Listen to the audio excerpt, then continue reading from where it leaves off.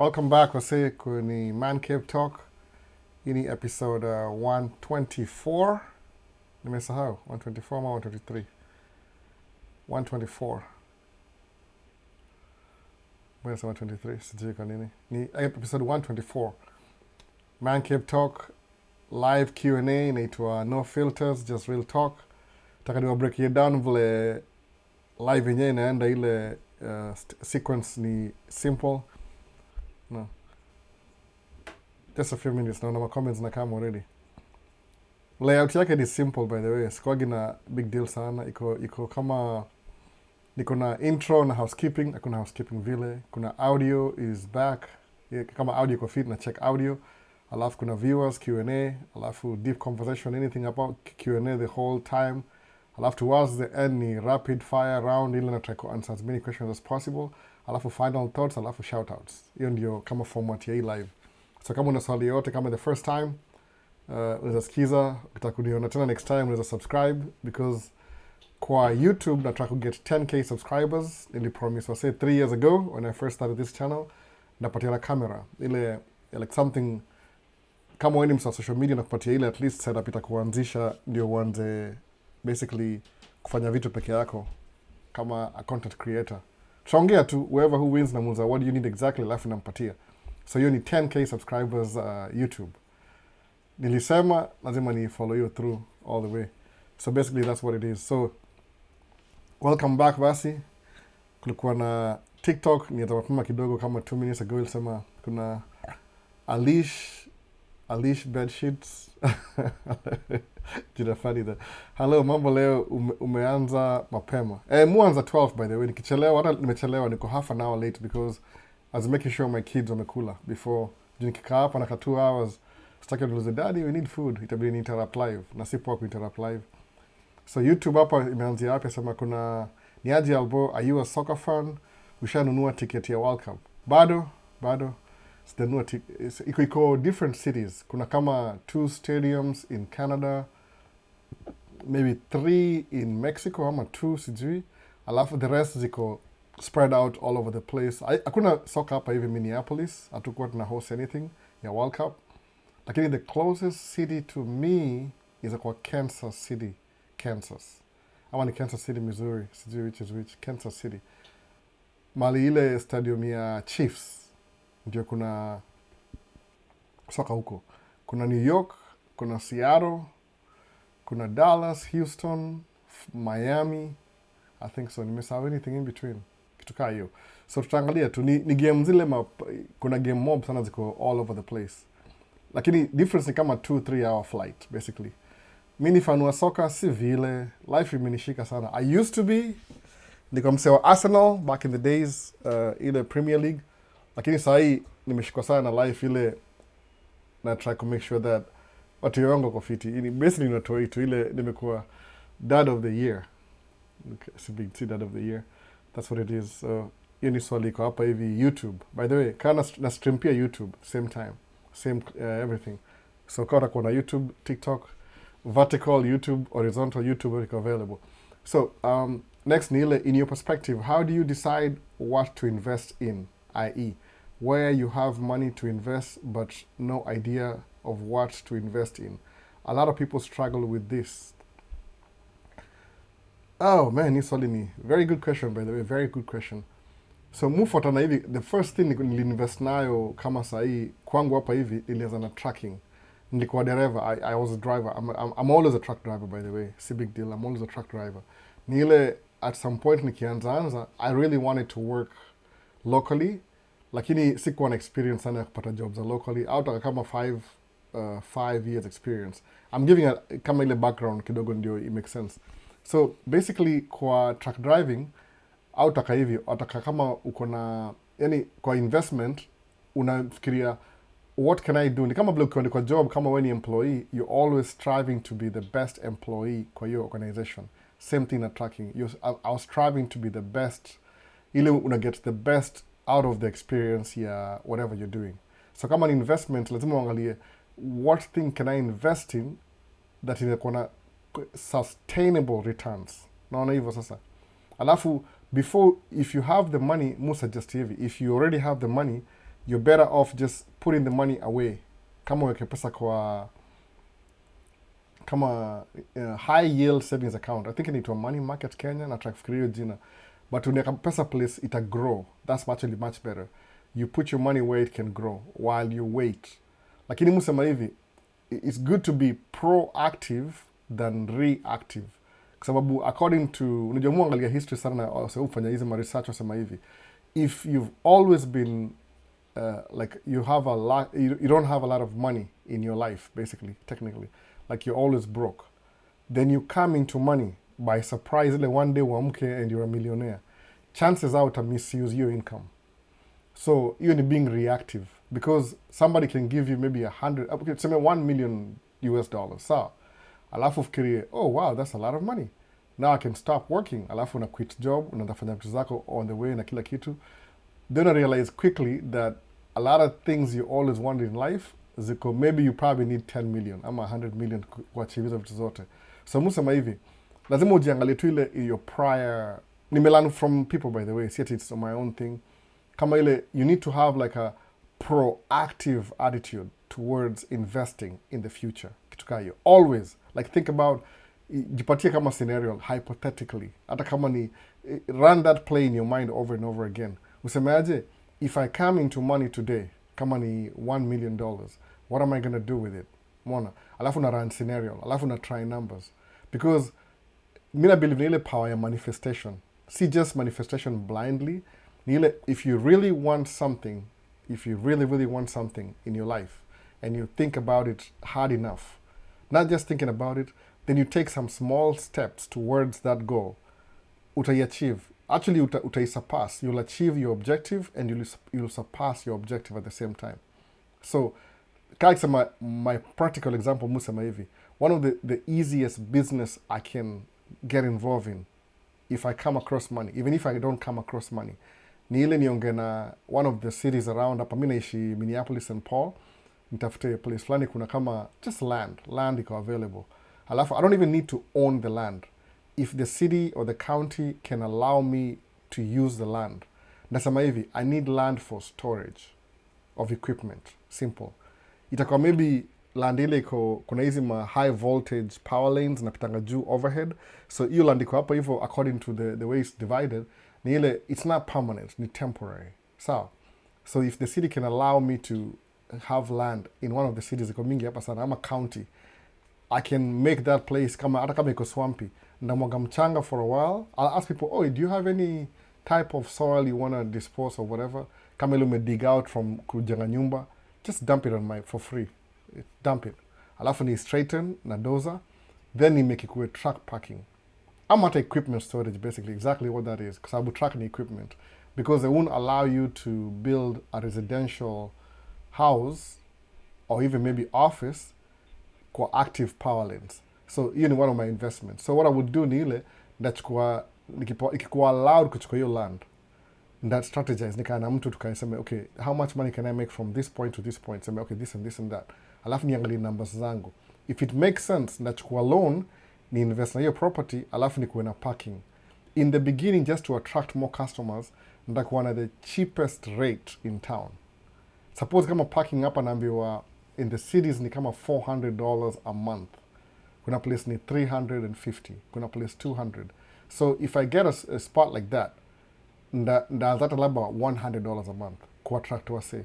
Alafu maybe 2-3 years niki-improve hiyo surface, maybe nieke drainage, nieke nini, neza increase to 150. Sina tamaa, because you know wealth is built gradually. So that's what I would do, mimi personally, if I had sababu najua nikisema real estate and 30 units, that might take a while. Sababu kuna ile structures moving parts, like I need to have enough money to convince bank kunipatia loan ina cover a 30 unit apartment, unless there's something that's available that I don't know yet. But if I get it with no money down, I'll still do it. So in your idea kwa investment, you always have like uko prepared. Ndio kuwa proactive, see reactive. Proactive, you're always thinking of your next move. Reactive, you have no idea until something happens. Then you start wondering, how do I get this done? Not even like a little bit like you're caught up completely off guard. Haitakuwa poa hivyo. So ni poa kuwa proactive. So if it's investment, my end goal ni kukuwa na real estate or parking.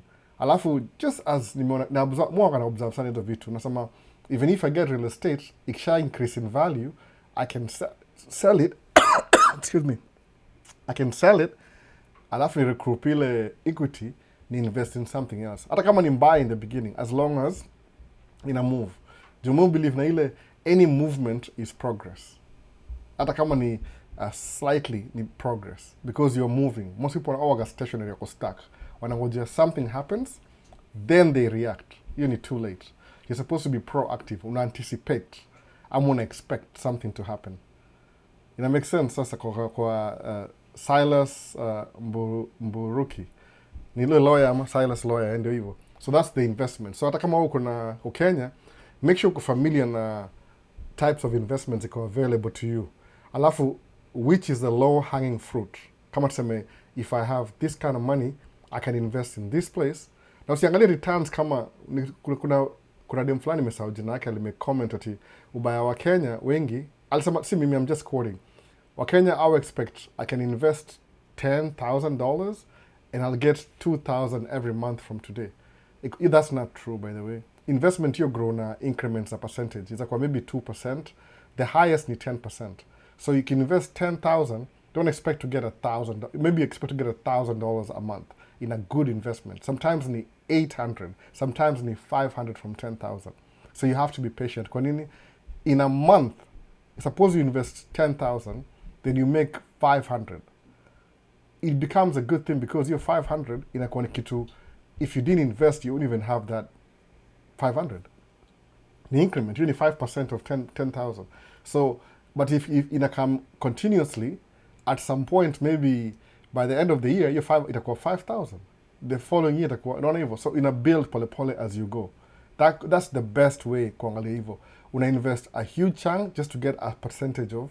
That's how most investments work.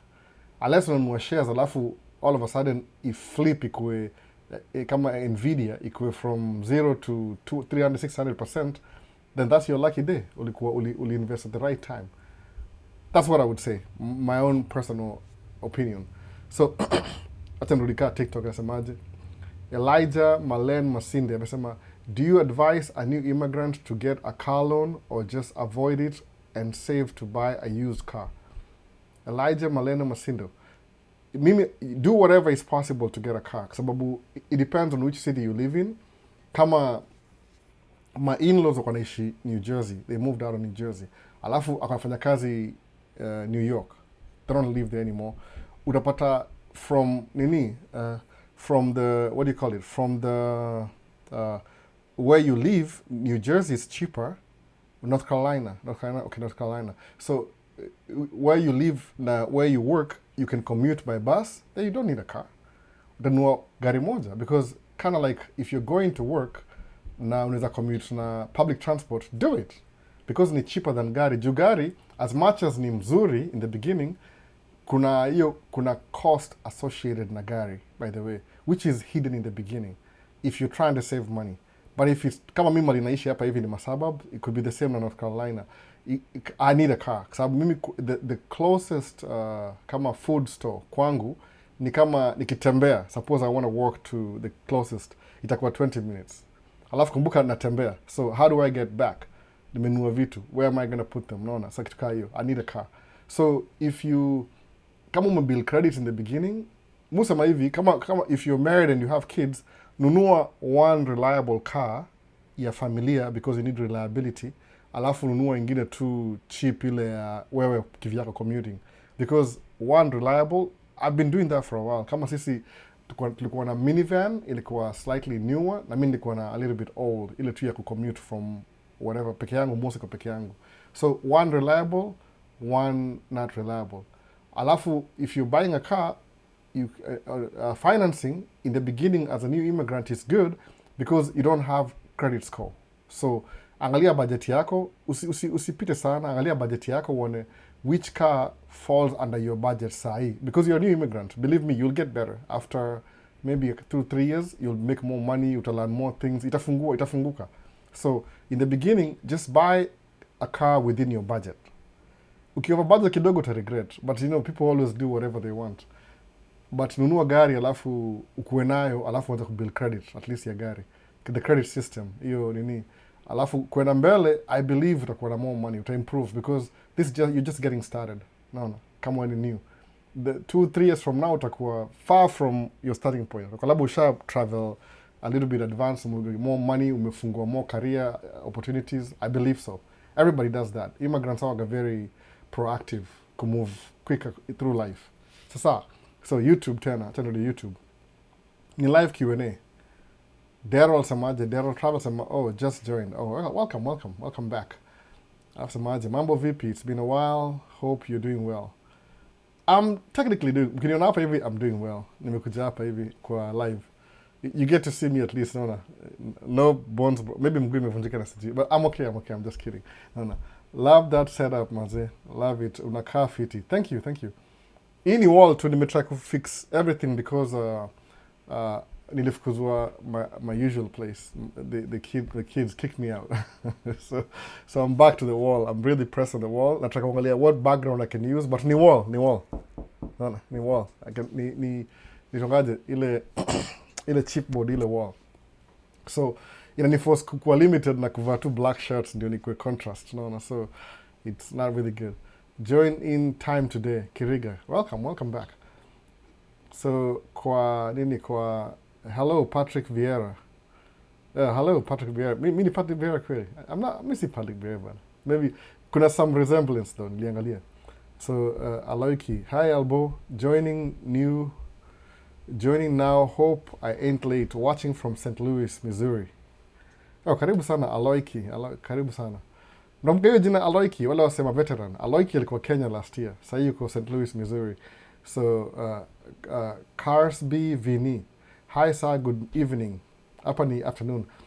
Which jobs are currently in demand in the US, and that also consider international applicants? Carsby, honestly speaking, based on the information ile overall, there could be some of them, lakini ziko maybe 5%. Lakini overall, job market ya America, if kuhire international, maybe something to do with the maybe language, ile if you can speak another language, ile something that's unique to not to America, kama you can speak another language. Lakini mostly international jobs, au angalia ma CEO, ile kama tuseme Google, wataka wale ma expert, wale suppose uko na master's degree, uko na experience in manufacturing, company will get you from your country and get you here and give you everything. HB1, HB2 visa. Ukuje uishi hapa hivi. Hata kuna chances za kuwa na green card na ukae hapa na uendelee. Lakini the company has to sponsor you. Easy entry level, kuna so much supply ya employment. Kama sasa tuseme one of the best ni nursing. Nursing iko in very high demand. If you have a chance to get a program, maybe run by some people, they can bring you here as a nurse, fuata hiyo. Kwa sababu iko na very high demand. Ile maybe assisted living, ile the lowest level. Na anything nursing, healthcare iko, it's never, since nikuja hapa States nimekaa hapa 19 years, it's always been consistent. Iko na very high demand. Always. Mpaka sahii jai reduce. Unaona hivyo. So watu wengi follow through nursing. So kama una consider kufanya applicant ya, if you're a nurse from Kenya, lazima ufanye sijui ni NCLEX, alafu follow through, unajipata uko hapa hivi. Alafu ni ile kuja kama job, kuna hiyo pathway to kupata green card pia na job.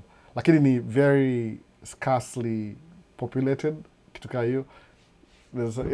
Si namba ya kila mtu, ni kama a percentage of everything. Nimehiti place, mbona inanisumbua tena.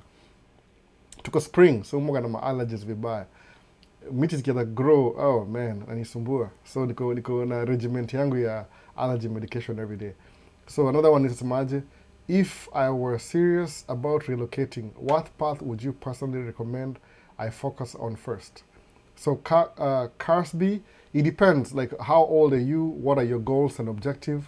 Relocating, mostly you come if kuna options. You can come as a visitor, explore your options, ama you can come as a student, ama as a student kama kuna F1 ile 4-year degree, M1 2-year degree, associate degree.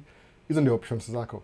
Okay, if maybe you have a girlfriend hapa hivi, she can sponsor you kuja kama hazi wake. Then, if you come here as a husband of somebody, I'm a wife, all these options ile option A, B and C are still available, unaona hivyo. So kuna so many ways, lakini kurelocate mostly ni visiting ndio the number one thing. Kama kwa visit alafu you see it by yourself, it's not that easy the way naisema. Kuna steps lazima understand juu musema everything good in life is hard. Iwezi kuwa easy. If it was easy everybody would be doing it. So kuna kama you have to jump some hoops before ufikie hiyo place unataka kufika, lakini relocating ni ile mostly kama student ama visitor ama ukuwe sponsored ama kuja kama job hivi, depending how lucky you are, isn't your relocating. You pick one that suits you. Kama age, naona kama tuseme kama uko between 20 and 25, advisably itakuwa more marketable kusema kama kama undergraduate ama graduate ushapata 4-year degree in Kenya, you're coming for your masters. Uzuri ya masters, a couple of colleges are advertised full time, they have scholarships available. Ukiapply on time utapata scholarship fully funded. Unajua having you in the university will improve, yani utakuwa an asset to their university. So they'd rather have you come over because you're so good, awesome and everything. You'll add a value to the university, so they'll give you some scholarship. Or you could be mediocre, but there's some funds available or set aside for maybe people of color or kuja ku study ndio or make university more diverse.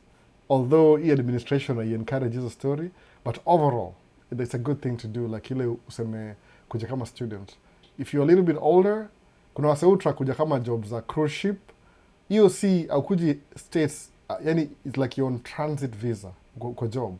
Lakini msemaje, it's one of the easiest visa to get. Unakuja hapa kufanya kazi kwa hizi maybe cruise ships. You'll come through the US but you'll be working. Ni kama uko na permit. Uzuri hiyo ni ile, if you're young enough and uko so ambitious, itaku expose kwa the kind of people who live in this kind of world. Naona hivyo. Alafu from that, mu believe hivi, if you have an idea in your mind, then you take action towards that idea. You unlock a potential in your mind you didn't know it existed. Personally, example yangu your life ni ile, the things that I desired, the things that I wanted to do with my life, zili unlock when I started pursuing them. Before ilikuwa tu kama imagination. I'm thinking about it, I'm thinking and thinking about it and thinking, nothing happens. But the more you start taking action on a consistent basis, ile kuwa proactive, natumia jina tena proactive, unajipata you've moved a couple of steps far from where you started from. Mwana hivyo. Kama nianza kama driver too, I started as a driver. Kama tracking as a driver. That's what I did. My desire was, I hated driving over the road. Niko away for almost 3 weeks out. Nakuja home for 4 days, then I'm back on the road. Alafu, sina time ya kuosha nguo. So, it's like unatamani, I wish I'm home. Then it takes 3 weeks. Kurudi. Nikatry to switch to regional. Ilikuwa every weekend I'm home, but it's not really a weekend. Nile umekuja Friday, umedeliver Saturday, umelala Saturday, Friday usiku umelala na kuna mzigo bado, umedeliver Saturday, then Sunday you're off, but you're doing your laundry, then Sunday evening, Monday unaamka unaenda job tena. Ama Sunday evening umetoka tena. So you've been home for 2 nights and one of them well rested. Nikasema, what can I do to get myself to work locally? Nikapata msee akanipatia job. One of my friends, a good friend, tumejuana 18 years hivi, maybe 17 18 years hivi, ni Nigerian, alinipatia job opportunity. Hata one of the Kenyans alinipatia job kwanza in the beginning, alafu sisi tajao said jina just jiongea nao prior to this, lakini walinipatia opportunity ya kudu job. They created a system ile mimi ningewafanyia job kama dereva. And I was loyal, by the way. Hata sikuwa so ambitious. Sema tu, you guys solve one of my problems. Many bring home kwa home every night. One of the things that ilinifanya nifikuwa hivyo ni because I have a 15-year-old daughter. She was born. So kusema, sina time, siwezi kuwa niko stuck on the road for 3 weeks and I need to see her maybe every 2-3 weeks. Kitu kaa hiyo. Hiyo nilini drive kusema, I need to be around home, niko na ile flexibility. Alafu sasa kusema aje, after 1 week kusema aje, seeing what these guys are doing, how did they get started? Nika realize, unajua nini? I say, I don't know what tracks zao. Kama somehow self-employed, so kasema, I'm going to follow the same direction. Did they guide me how to do that? No. Nilisema tu ndajaribu tu. Ika unlock. So since then, nimekuwa nikidrive track yangu. On loan, by the way. Si ati ni track na own. Ni track, I just go borrow money from the bank, buy an equipment, pay for it. Sometimes inakuwa free, maybe 3 years with no payment. Then it breaks down. Then I go back to the same cycle, buy another truck on payment, drive it for a while, pay it off, ina break down. Hiyo ndio ilikuwa cycle tu. And that has enabled me kukuwa home na kuenda kudu job kama self-employed. Although job yetu ni seasonal, pase ni kama tuseme between suanza kama utasema March. This year imechelewa sana this year, sijui kwa nini, but winter ilikuwa strange pia. This year ilikuwa very much snow, December, January. February ilikuwa slow, March ika shut down to April, mid April. Ilikuwa funny this year, but tumeanza kuwa full time May. So according to my stats this year, season itaanza May to maybe September, ama before Thanksgiving, October itaanza slow down. So ni seasonal job all through and through. That's been my cycle. Lakini mjua hivi, the reason why my cycle ainitoi kwa hii loop ya kuwa na business na track moja na kufinance na everything ni ile because I have kids to raise. So I know where my money is going. So the older they get, the less expensive it's going to be for me. Alafu maybe nachukua saa hiyo ningie kwa the next investment. But I'm always proactively looking for something itanitoa kwa hii cycle. No. Alafu niko na hope pia, my wife you drive truck pia, lakini she wants to pursue her own education. So nataka kumwambia tukuwe on the same page, ndio tuone kama though we are in different pages. I think ni ile age difference and I think different than mimi, but you can see it happening. Kuna ile progress. Kumbuka vile nikuja hapa hivi couple of years nikianza na sahi kuna ile improvement, kuna ile stability. Naona hivyo. So that's what you do ile Carsby vini. Unaangalia things that can benefit you immediately, instantly. Alafu unazipursue. Next question. I got a question mingi leo. Nasemaje? If you had to advise someone to start starting from outside the US, what would be the first step? If kama una desire kutoka Kenya, if you decide to kuwa abroad, the first thing mtu chukua passport. Uko na passport sawa. Alafu naangalia, when you have a passport, maybe you don't have a lot of money in the beginning, so your first trip should be you find a place ile na offer international people, kama tuseme Middle East mostly. Najua kuna instability sahi. I don't know what to do. Miss do pox sababu information iko hidden. Lakini kuna place kama hiyo ile, they will you can immigrate there as a laborer. Anza na hiyo laborer, because piga hesabu yako, ongea na watu, sema how much can you make uko Middle East. Ukiona kama you can make enough to survive outside your country, then you can actually have some savings at the same time. Go for it. Alafu so one thing ina happen na hiyo move out, as so many people wameniambia wale najua, au sema your mind inafunguka, yani your mind opens up to more opportunity.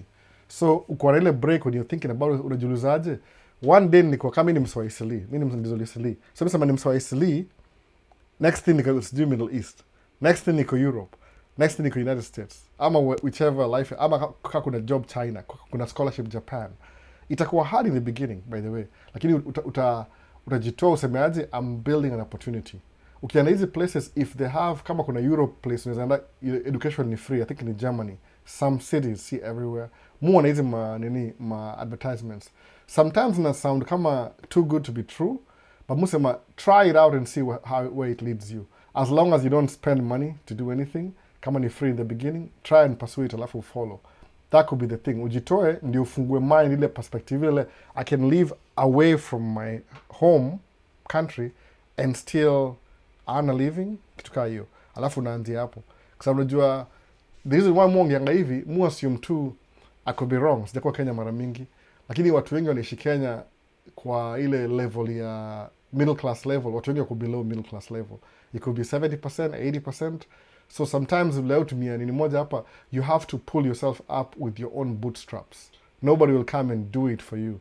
So sometimes you have to do it yourself. So the best way ni ile unajitoka hiyo situation, unajiweka place flani where you can thrive, you can grow.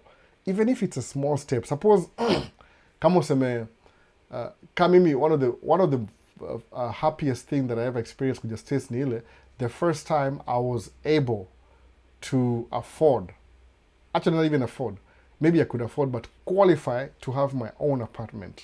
Ile tu one bedroom. Ile iko na bedroom, iko na kitchen, iko na a little bit of dinette, alafu na living room. Like na open hivi mlango, this is my house. No. Ilikuwa sijui ni less than 1,000 square feet. apartment, maybe ilikuwa 1000, sikumbuki poa. I didn't do the measurements, ile tu I wanted my own space. Nikanunua bed, I built my own. Nikanunua bed hapo hivyo. Ilikuwa tu bed, nothing else, nothing fancy. Ilikuwa na closet already, so I just hang my clothes on the closet. Alafu living room, nikatumia couch mbili. Sikuwa na TV stand, nikatumia sijui ni box, whatever, something, I don't even remember what it is. Nikakelea TV hapo, nikuwa na dining, alafu kitchen, my utensils, kidogo kidogo, zile za kila siku. So suppose I was having coffee in the morning. I don't drink coffee, but just in case. Coffee, niwache hiyo mug kwa sink. Then I go to work, come back. The mug is exactly where I left it. No, I love that experience. Ilikuwa eye-opening. It happened maybe 2-3 years in America. That was a big deal for me. Because for the first time I had my own house. Nafunga mlango ni mimi tu. Then I could afford it. Then I got approved. Naona ilikuwa a big deal. So that was a really big deal. Okay, the first time nilinunua gari. Haikuwa yangu, ilikuwa gari ya deni. I was paying every month. Ilikuwa $319 a month. Insurance ilikuwa 78 because I used somebody else's address. So kama $400 hivi a month. I was making $450 a week. No. So my first week ni gari na insurance.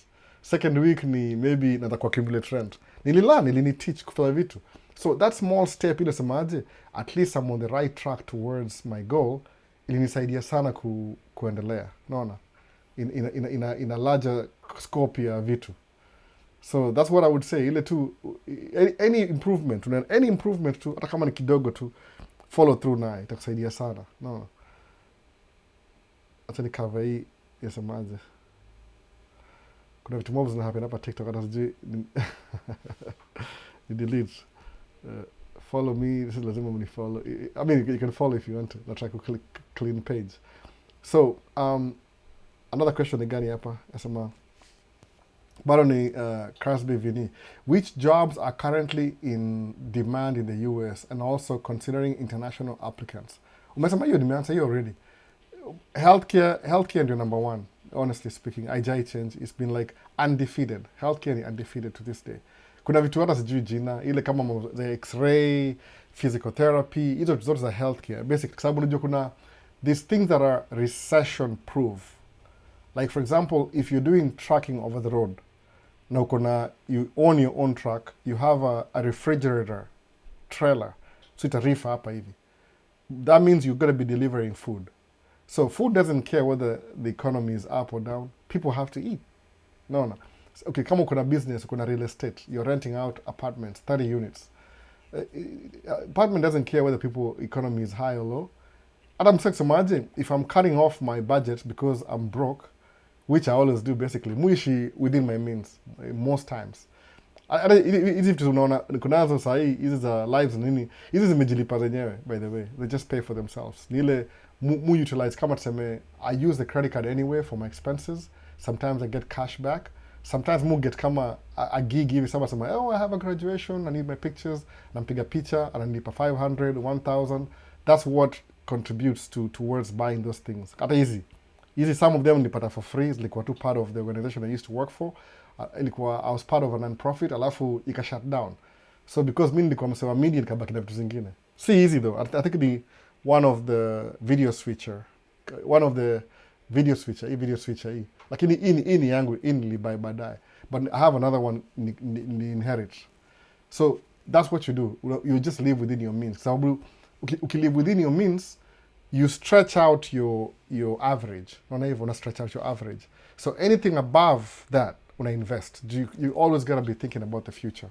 Unaona hivyo, always. So you just live within your means. Mimi sinanga anything. Nikienda kama the only time I buy things ni during the weekends. Itakuwa food, groceries, maybe supplies za truck, vitu kaa hizo. Lakini most times I don't spend money at all. Niko tu ile najua life yangu, niko comfortable. Niko more, I like, kama sasa nikienda hizi my event. I don't go to a lot of them now because of my kids. I have to spend time with them. Ama nikienda, yesterday nienda kwa event moja. Nishafanya video kama 3 years ago, ilikuwa food truck festival. Food truck wana line up, alafu they sell food, alafu kuna music na kila kitu. So this time, jana nienda with my son. So if I have my son with me, siwezi kusema ati I'm going to be filming and vlogging. Kwa sababu your vlogging ni very risky. Ina take attention out of your surrounding sometimes. So then unaweza end up umekuwa disoriented, alafu unapata nimelose mtoi, sijui iko wapi. So nikasema because I'm bringing him for the first time as an he's turning 12 this year, so he's like maybe an older kid now. Nikasema na make sure niko na yeye full time, so I couldn't really be vlogging unless we're doing it together, kitu kaa hiyo. So applicant ya US, nimeshaansa hiyo question, same thing, healthcare number one, anything healthcare related. Kuna vitu ile people have to do them no matter what, housing, healthcare, food, hizo ni vitu, if you're going to invest in anything like that, kuwa na hiyo, kwa sababu luxury iko very premium. Luxury is good though, by the way. Concept ya luxury ile, if you can have a few clients who you can charge more money on a service you provide just for their convenience, uta make more money na a few clients. But again, to get that kind of clientele, lazima invest na vitu fulani undercover, like you're really trying to solve their problem. No. So kitu kaa hiyo, una make sure that I can do my best to meet their needs. Suppose it could be, when you come a barber, you shave people's hair, upate 6 clients, high level clients, alafu unawashave, maybe you have a van, kuna watu wana van, alafu ikona hiyo van ni mobile barbershop, mobile barbershop. Ni kama hizi Mercedes Sprinter, alafu una outfit everything ndani yake. So you drive to your client, alafu una every week wakulipa 1,000 that could get you going. No. Lazima kuna high level service kwa high paying clients, that will get you more money with a few clientele. Sawa. But lazima uestablish hiyo story kwanza, ujue market yako and what you're doing. Mara mingi watu wengi kisonga tunaanzia general things, general kama usemaga, kama unakuingia tracking, chukua license, drive for a company for a year or so. If you're willing, go your route your business, fungua omba loan, buy your own truck, learn how to do basic business calculations, profit and loss, and run your own business. Uta appreciate because it's something you're doing it and you're controlling most of the things about your pay. Naona hivyo. So busema most because sahii mafuta ni expensive, but umesema from tomorrow tutapewa fuel surcharge. From 11th tomorrow tutapewa fuel surcharge, ile they'll compensate us for the money we're using on fuel. Aiko on the highest level though, it's just a few, which we are meeting in the middle. Like this is the price we are paying, $350. Now it's like $520. So they'll give us $450. So anything from $450 onwards, tutarudishiwa kama compensation. Umeona? Kama fuel surcharge hivi. They want us to assume kama fuel ni $450. We're still paying more, but we're getting some compensation. Umeona? In the applicant hiyo. Alafu nini nyingine? Do employers in the US still sponsor foreign workers in industries like car, hospitality, and logistics? Maybe they do, but some of them are advertised. You have to go to their website. Ile ujue internal. Our advertise kila mahali. You have to find those things by yourself. Na musema, you can do that, by the way.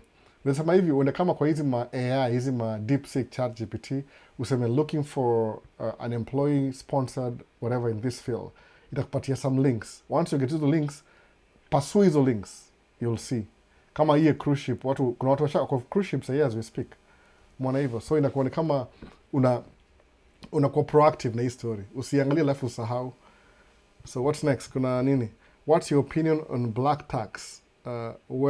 When you make it, your relative think it's mandatory for you to help them and offer them handouts. Failure to do that, you become a bad person. Nasema hivi, kuna reports nimeambiwa mimi I'm a bad person. Actually, watu quote ati, there's a video that I did, niambo hivyo last week. There's a video that I did that I was showing off money. Naona hivyo niambo, Albert, you can't do that. You can't be showing money to people. It's so bad to show money because people think that you have money. Black tax ni hivi. Unajua ni musema hivi ni kama neza mpenda kuona parallel. Sawa. Kuna swali mbili muuliza. Moja itakuwa a little bit more controversial. Acha ni tone down kidogo. I'm toning it down in my mind. Suppose nikame up hivi states my first year, my first paycheck, when I got my first paycheck, nilikuwa naishi na my cousin, akameni host. Aliniambia chukua hiyo paycheck ya kwanza nitumie wazazi. So I sent my entire paycheck, my first paycheck in America, the entire amount nitumia my dad. Actually, nilimtumia the whole thing, chukua.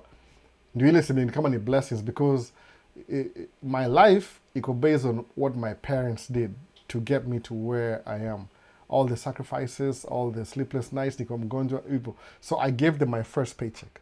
Alafu somewhat, I think my dad expected me to send the next paycheck.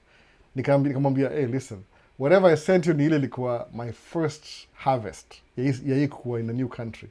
Nilikuja hapa February, my first job nilipata May kama sahi. So ni exactly since my first, ilikuwa May 5th, Cinco de Mayo.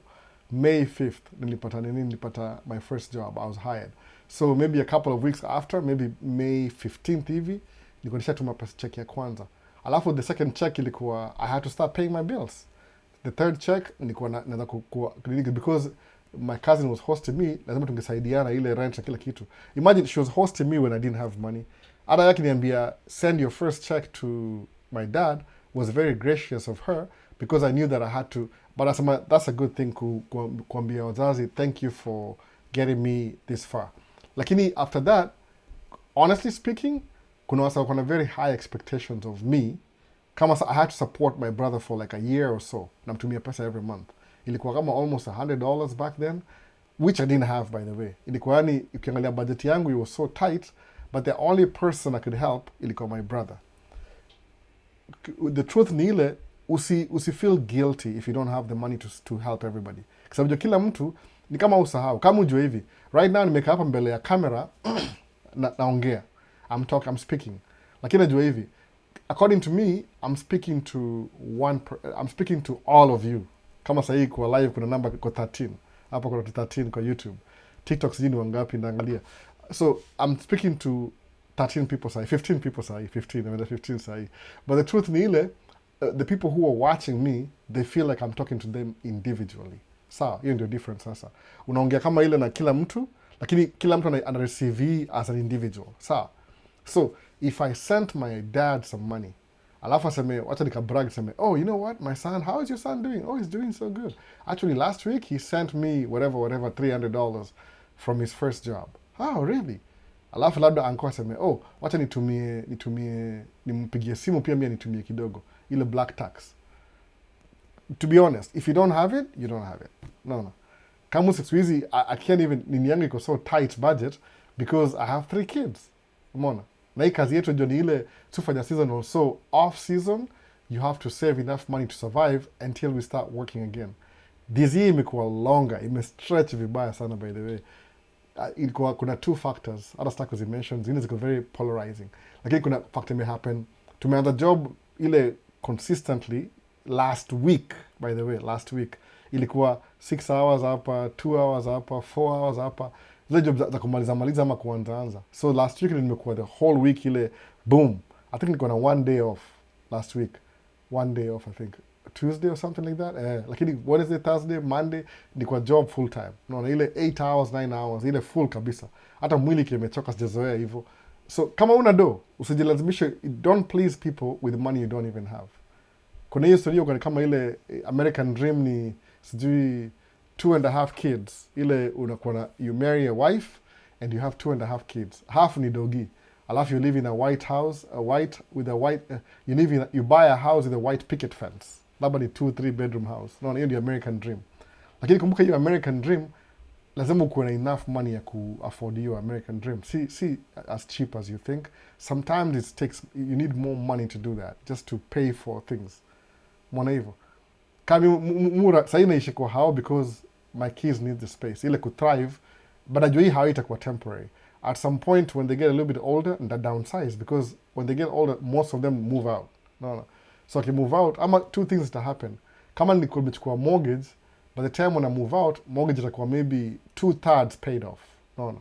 So you can sell your house at some point, then flip ukuje hii the other side useme, I sold my house, nikapata equity, ni invest in something else, nipatia sustainable ile retirement plan. So that's what it is. Black tax wachana nayo, usijilazimisha kama una. Mi sinaga siku hizi, I'm just niko very tight. Budget yangu boom boom. No. Uko hiyo uko chuo, kila mtu na needs zake. So nimejinyima ndio hawa succeed. Same thing my parents did, I'm pretty sure. They did the same thing too. Kuna vitu maybe my dad alidesire, but he couldn't get them immediately because alikuwa na finance. One of the biggest expense ilikuwa, all of us were in school.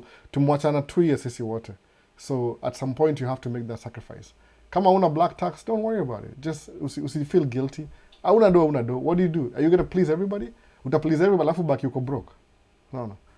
Mi nilitry. Kama sahii familia once in a while, kama I think the last time nitumia wase do ilikuwa 2023. That was a good year for me, 23. Lakini 24, 25 imekuwa tu exact budget. No, tight. It is what it is. No. It is what it is. So mbona kama kuna ile Spirit Airline imekuwa bankrupt. You know, ili happen. Ilikuwa low cost. Anyway, tuendelee. So, Goodwill Ibrahim, hello. Hello, Ibrahim. Hello, brother. Nice to see you. Vincent. So tumaliza maswali. So kuna anything nimemiss TikTok? Live ya leo itakuwa fupi. Nasemaga tu hivyo. Itakuwa fupi pia. Na najua watu si wengi sana. Itakuwa fupi alafu watu kuja kuona recording. Kuna anything nimemiss? Do you advise a new... Okay, nimaliza TikTok. I'm going through the questions. So kama swali uliza bana before to shut down. I wouldn't mind shutting down by the way. Oh, kuna moja imekuja. One new message. Vincent amuuliza. Usiwatch sana usahau. Uliza swali. Ni Q&A, live Q&A. Sioni anything. I don't know. Okay, Vincent, asemaje? Amesema, wait, what's that? Amesema hapa hivi. Very true. Cost of living is very high there. The difference in Majuu, kuna job opportunities, but huku hakuna job opportunities. That's true, by the way. Lakini, isi ati most available job opportunities huku hivi, hii side ya ita Majuu, ni entry level. So lazima, yani usemeaje, ni kama life ya immigrant. Nimerepeat, na kama nishasema hizi vitu before. Ukikuja utakuwa na the best job available in the beginning. Utaanzia somewhere, because there's nothing as good as wishing, like you're hoping and wishing, upate ile check yako, you just want to see the first check. The first check ile tu yani, when am I gonna get paid? Mi kuja hapa hivi February, kama early February, nikuwa na green card, sikuwa na green card bado, nikuwa na ngojea paper. So March ndio I got my ile card, green card. Alafu you can apply, lazima register social security. So kupata job yako ya first, you need two forms of ID. Ile either ukuwe na birth certificate, passport, driver's license, or social security. So any two of those, utapata job. Kama wewe ni high school, uko na birth certificate na uko na passport, ina qualify. Uko na birth certificate, uko na social security card, uta qualify. Unaona hivyo. Uko na birth certificate na uko na driver's license, uta qualify. Two forms of ID. Government issues ID, utapata job. So, nimekamuku February, ni winter, by the way, ni winter. So, not everybody is hiring. Winter yoga very slow months because things zinakuwa slow kidogo. Alafu March, sina job bado. I'm applying every day, getting no prospects. April, nikakuwa na majobs zinakuwa advertised. Juu imeanza get warm kidogo. Na apply, na forget. Then somebody called me in May, in the beginning of May, which in the apply April, my first job. A week after, another job ika show up. Job ya first ilikuwa, nafanya kazi kwa, ito Walgreens. Nasikia sahii inakuwa bankrupt, imekuwa struggle. Ni kama pharmacy, basically ni pharmacy, but iko na convenience store kwa entry ukiingia ndani. So it's a pharmacy na convenience store. So basically, unapata, mi kwa nafanya kazi kwa convenience store, because pharmacy lazima ukue pharmacist, lazima ukue na license na kila kitu. It's cool. So, entry level jobs iko available. Lakini in the beginning, when you come over here, ukianza na entry level job, you'll need a roommate or somebody. I'm a host. Hiyo ndio host inakuwa very handy kuja hapa. Because the host ako established enough to give you a roof over your head, ndio catch up. Alafu I think, hata mi nilihost watu wengi sana by the way. When I came out, nikuja kuunderstand your concept, nilihost watu kadhaa by the way. There's no time, nikuja kwa hawa yangu pate si host mtu. Ndio takuhost wa say when my son was born. Your son like yani, that's why I was transitioning kusema aje, one day I'm gonna have my own kids, then I'm gonna be providing for my kids. So kihost mtu na mkuja mgeni ajui kitu kufanya, na try kumlead ile unaona, do this, do that, do this, do that, ile tu kumpatia the right path. Some of them do it, some of them don't, but that's not really my problem. Me kama sasa hapa hivi, I can share my opinion about life. You can choose to take it or leave it. No, it doesn't really affect me. Nile tumusema, that's why everything is based on my experience. I don't have to do a clickbait video, ndio nipate views. I don't make my money from making videos, by the way. Ni tuile semaje, because I have the equipment and everything, I can share these things. Ndio, one of you guys who like very wise, ako na wisdom na kila kitu, appear some inspired on the channel so they can share their experiences and all of us can learn from their experience too. Unaona hivyo ni kama it's like a cycle, inaanzia hapo in back and forth. So ndio hivyo. I don't make money from social media, by the way, sikudanganye. Mimi fanya tu ile is some place nimeongea na ile, it's like I'm teaching myself to be consistent in something at the same time growing, because musema hivi kama part of the thing nanifanya grow ni ile nilikuwa nafanya most of the organization nimefanyia hapa, ma non-profit, ma church, ma kila kitu. Nimekuwa always naenda side ya na we inside of ile audio visual AV team. More AV team most of the time. Either I'll be a photographer, the videographer, volunteer by the way. I'm a sound. So because I love DJ stuff before, niko na DJ equipment yangu nilibuy a couple of years ago. 2008 I think. I've always had a DJ system. Niko tu, my friends were DJs growing up. Niko napenda hiyo art ya mix music. Mwana, nibile mimi si DJ Shinsky ama DJ nani mwingine. DJ itaona nile mwingine. Kim, mimi si DJ Kim Entertainment. Hiyo ni hourly or invest more time with that. I don't make money from social media, by the way. I just do it really for fun. Somebody could be inspired. Mwingine akujia. That's nasema hivi. When I get to 10K on YouTube, I'm hoping 10K. Ule mtu atawin camera ya 10K subscribers itakuwa a content creator. Ndio, at least I can go back and watch the channel. There's something special when people who look like you, talk like you, wakifanya vitu yani inakuwa more inspiring. Sababu you see yourself in them. Mimi na believe hivyo. Kama nikiangalia when I'm looking at businesses, musema, okay, I'm gonna be honest, maybe niko prejudiced. No, prejudice ni ile kitu kuna preference. Muona, okay, how many African Americans are successful in business? Alafu hao ndio mentor wangu. Do I listen to, kama say Dave Ramsey aliongea mambo ya credit. Najua, we can be on the same level. Juu, vile hii country iko set up, which is true, siwezi kudanganya kabisa. Kuna watu upata privilege, kuna watu wako lack of privilege. So siwezi jicompare na mtu, even if I was in the same place kama hao, nitakuwa na limitations. Muangalia, if somebody made it na nakakaa mimi, ile talks like me, looks like me, so I have a chance to make it pia. No. Now it depends, make it yako inamaanisha nini.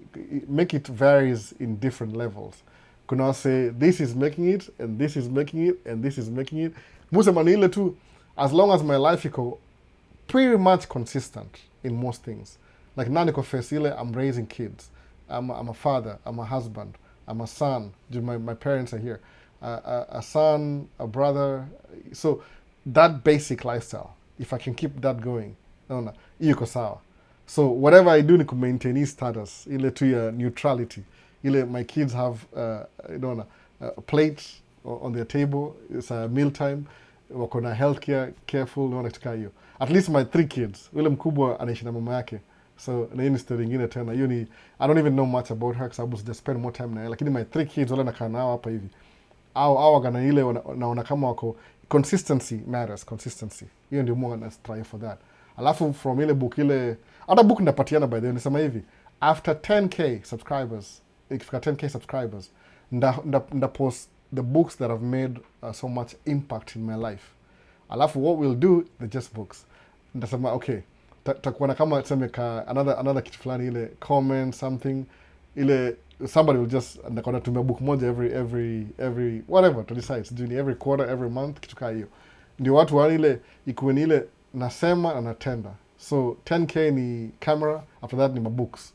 If you want rich dad poor dad, nakutumia usome pia wewe. Alafu advantage ile ukisoma ukimaliza ukiunderstand, pass it along, patia mtu mwingine pia asome ajue. So Vinia amecomment, tuendelee kidogo, comments zimekaa, wasema wameamka sana. So hello, love the show. Oh, thank you. Jose Moha wameingia sahi. So next ni gani? Kuna I'm tuned in, ready for wisdom dispensation from Mr. Maisha States. Mr. Maisha. Thank you Maisha. Tuko ndani kama SIM card. Mimi naomba camera. Big boy naomba camera. Sipatiani camera. I don't have any camera to give, by the way. See hivyo. Angalia message. I don't have a camera to give. Ni ile, when I get to 10K, I will spend my own money to buy a camera for whoever who will. You guys will decide. Si mimi. Mtakuwa na raffle. Kila mtu atakuwa free entry. Muingie. Alafu itakuwa. Kuna software ifanye hivyo. We'll decide how to do it. ni ile 10k ni milestone. Yani nimeanza hii channel 2023 January 4th. You can tell ilikuwa new year resolution. Nilisema tu na kwa sababu before that, before 2023, I still used to do videos, lakini zilikuwa videos za a private non-profit organization. That makes sense? That's one more experience. Kidogo to have a little bit of experience. Ilikuwa private non-profit organization. I was part of the media team. So what happened hivi, when we did something alafu tunakuwa stuck, they never prioritized kila mtu, we never prioritized buying equipment for the streams. That's what the problem. So mi nisema hivi, the same way I think on a daily basis. Mi nisema hivi, if you have a problem with somebody, come up with a solution. Usingoje mtu make you a solution for you. So my thing ilikuwa hivi, if I had my own cameras, what would I do? Mwana hivyo. So Albert, you need to make, this is your week, make a video. Nika make a video. Lakini hiyo video sikuifeel kabisa. Although ilipata views because I think I was one of the youngest kwa hiyo organization. Maybe relatively youngest because ilikuwa watu older than me. Alafu it still exists lakini iko actively ilikuwa back then. So kusema if I could do this. So nilipata kama ni ile niko na I had some potential ya ku make change kwa hiyo organization, but nobody allowed me to because they had their own way of doing things. So nikaona kama I'm lacking the input. So what happens ile in Albert's version, jina langu ni Albo by the way, Albert. Kusema what I'll do ni ile, I'll try and solve the problem my own way. Nikaanza hivyo. So kusema to be more, what do I do on a daily basis? Mu driving a truck the whole day when I'm working during the season. Winter, it's driving a truck niko home. Lakini ni hivi, mu driving a truck on a daily basis. How can I record videos kushow say how the drive tracking thing iko without ile tu safeguarding ile nikwe I'm not doing it inafanya safely, at least inapatia wase ile perspective ile kama seme POV, point of view from mimi kwa track. Nikasema acha nianze kamera moja GoPro ilikuwa na overheat nikaenda hivyo. So then I built the things that I desired to share na hiyo organization yangu. What happened ile I made them real. Nisema adapt hizi vitu, then 2023 niko na makamera, I'm not recording anybody. What do? Nikaanza live. Nikaanza kama ilikuwa, but I was too shy, too embarrassed. Nasema sasa niongejiwa nini? Niongejiwa organization. Okay, it doesn't help anybody.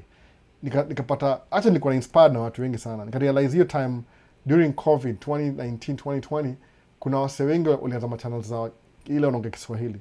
Never crossed my mind, by the way. Never crossed my mind hiyo kitu. Mbona somebody has to do it. So kulikuwa na huku US nani Ibrahim Onami huku US. Hata karibu to meet na yeye juzi Nicole asema ataku ako free kama nilikuwa busy kidogo nilishikwa. So huku US, kuna huku UK mpaka leo kwa video. Huku UK ni Timo. Kuna huku Saudia na mka Ali Sadiq. Kulikuwa na huku Italy, nimesahau jina huku Italy. Na nani mwingine huku US, huku Italy, something huku hiyo jina ilikuwa imeanza kuwa famous. Nikaona these guys they're just giving us a snippet of their life in where they live kwa diaspora.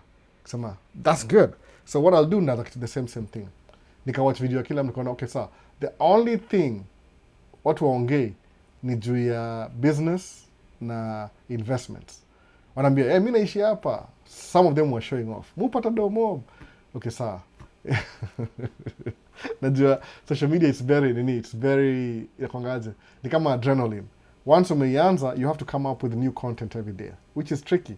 Sometimes you can do some this criminals are stupid. Yani you can do something cringy kwa social media for the views. Nikaona how can I do this as a mature different perspective than either everything else. Nikisema sasa mimi nafanya hivi, ndaanza yangu ikuwe moderate. Ile ndaongea tu real life experiences. I put myself out there. Naona clean kabisa. Nasema tu I'll use my personal experience. See everything but things that I believe could be helpful to somebody else.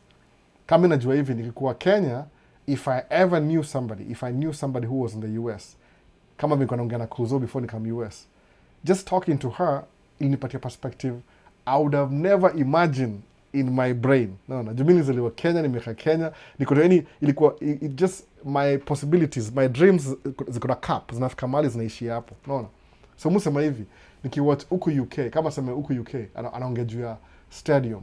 Huku US, Ibra anaongea juu ya sijui kuna... actually, huku US niko funny, juu nikiwatch hiyo video na realize, msee kwani yuko wapi? Naangalia a couple of videos, na hala, I'm familiar with this place. Hala, msee ako tu mtaa yetu, hala, sikuwa najua. Alafu ako very famous. But mimi hiyo ikuwa type yangu ya nini. Hala nimwambia Ibra, unajua unadu video saiji uko single ama uko na girlfriend ama whatever.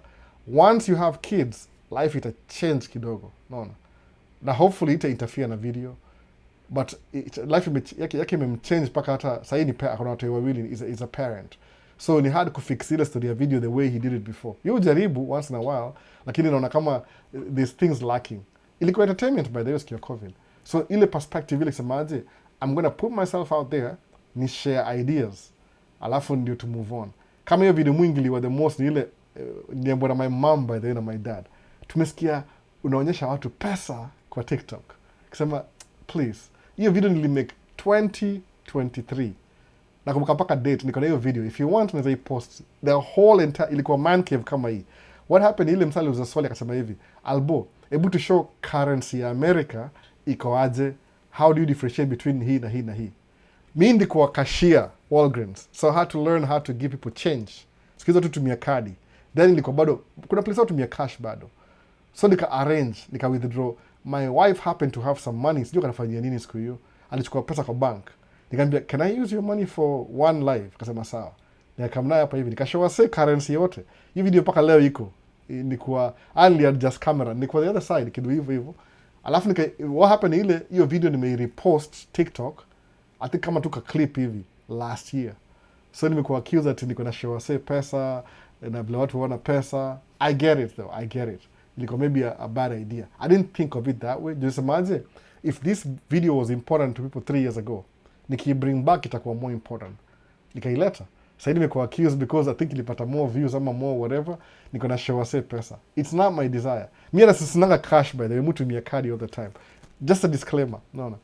Na showing off, I'd rather ni show off vitu zinasaidia wewe than pesa. Juu pesa inakuwa very sensitive. Especially watu wana believe, nani amesema hapa hivi juu ya black tax. Some people believe that you should be helping them in their situation. They're wondering why you can't help them. No. Ni kama they can't help themselves. Na mko na the same software, the same brains, everything. Anyway, tuendelee. So big boy, tuko ndani. Alisemaje? Kama unataka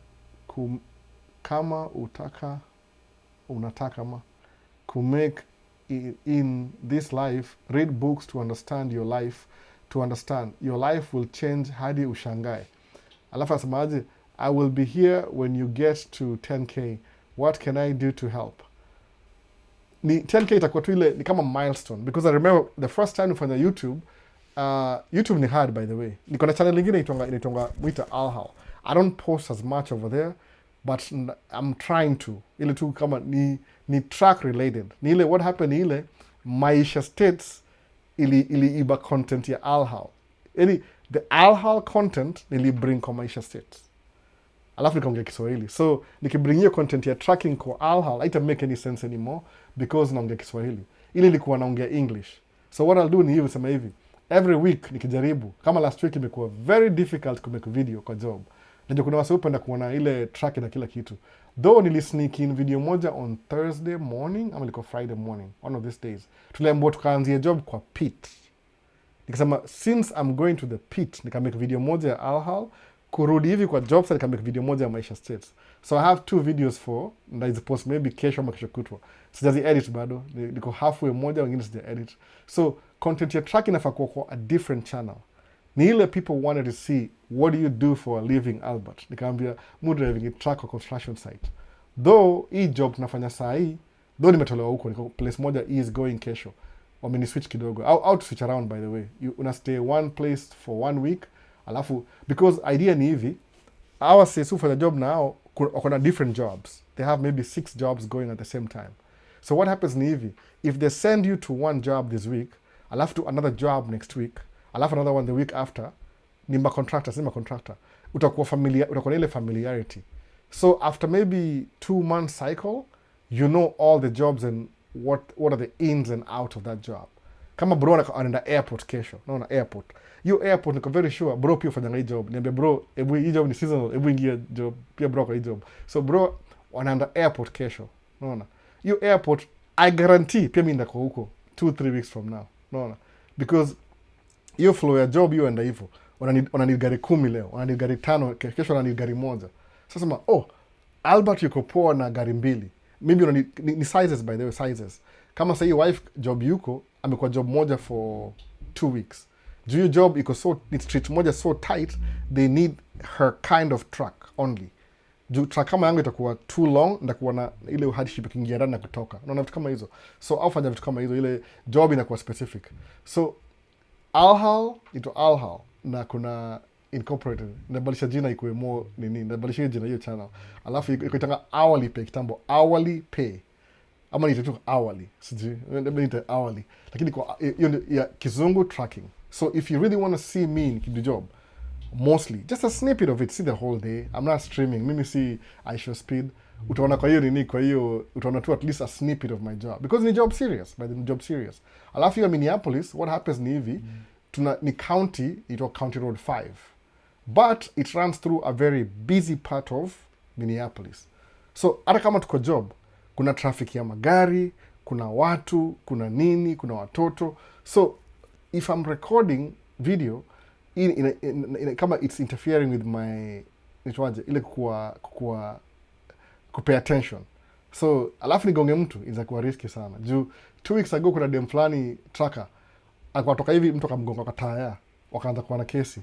Aliogopa, by the way kaambia, hey, kuwa careful, hii job iko kwa city, yani it's a very busy place. Kama sema unafanya downtown, I mean Nairobi CBD, umeteza barabara CBD, maisha yanaendelea tu, people are crossing over nini, inakuwa very risky kitu kama hiyo. That's what it is, by the way. Hiyo tuendelee. So tune in from hii nishamaliza TikTok ilikuwa nini.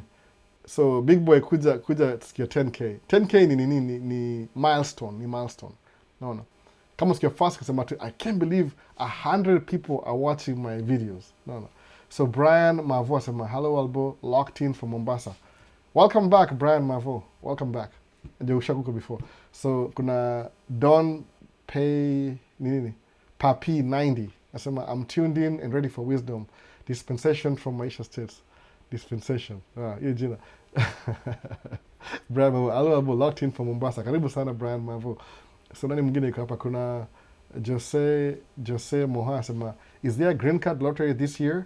Na story ya kuget driver license ya public bus umefikisha wapi? So nilifanya hivi, nilienda kwa interview ya Metro Transit when I was free couple of weeks ago.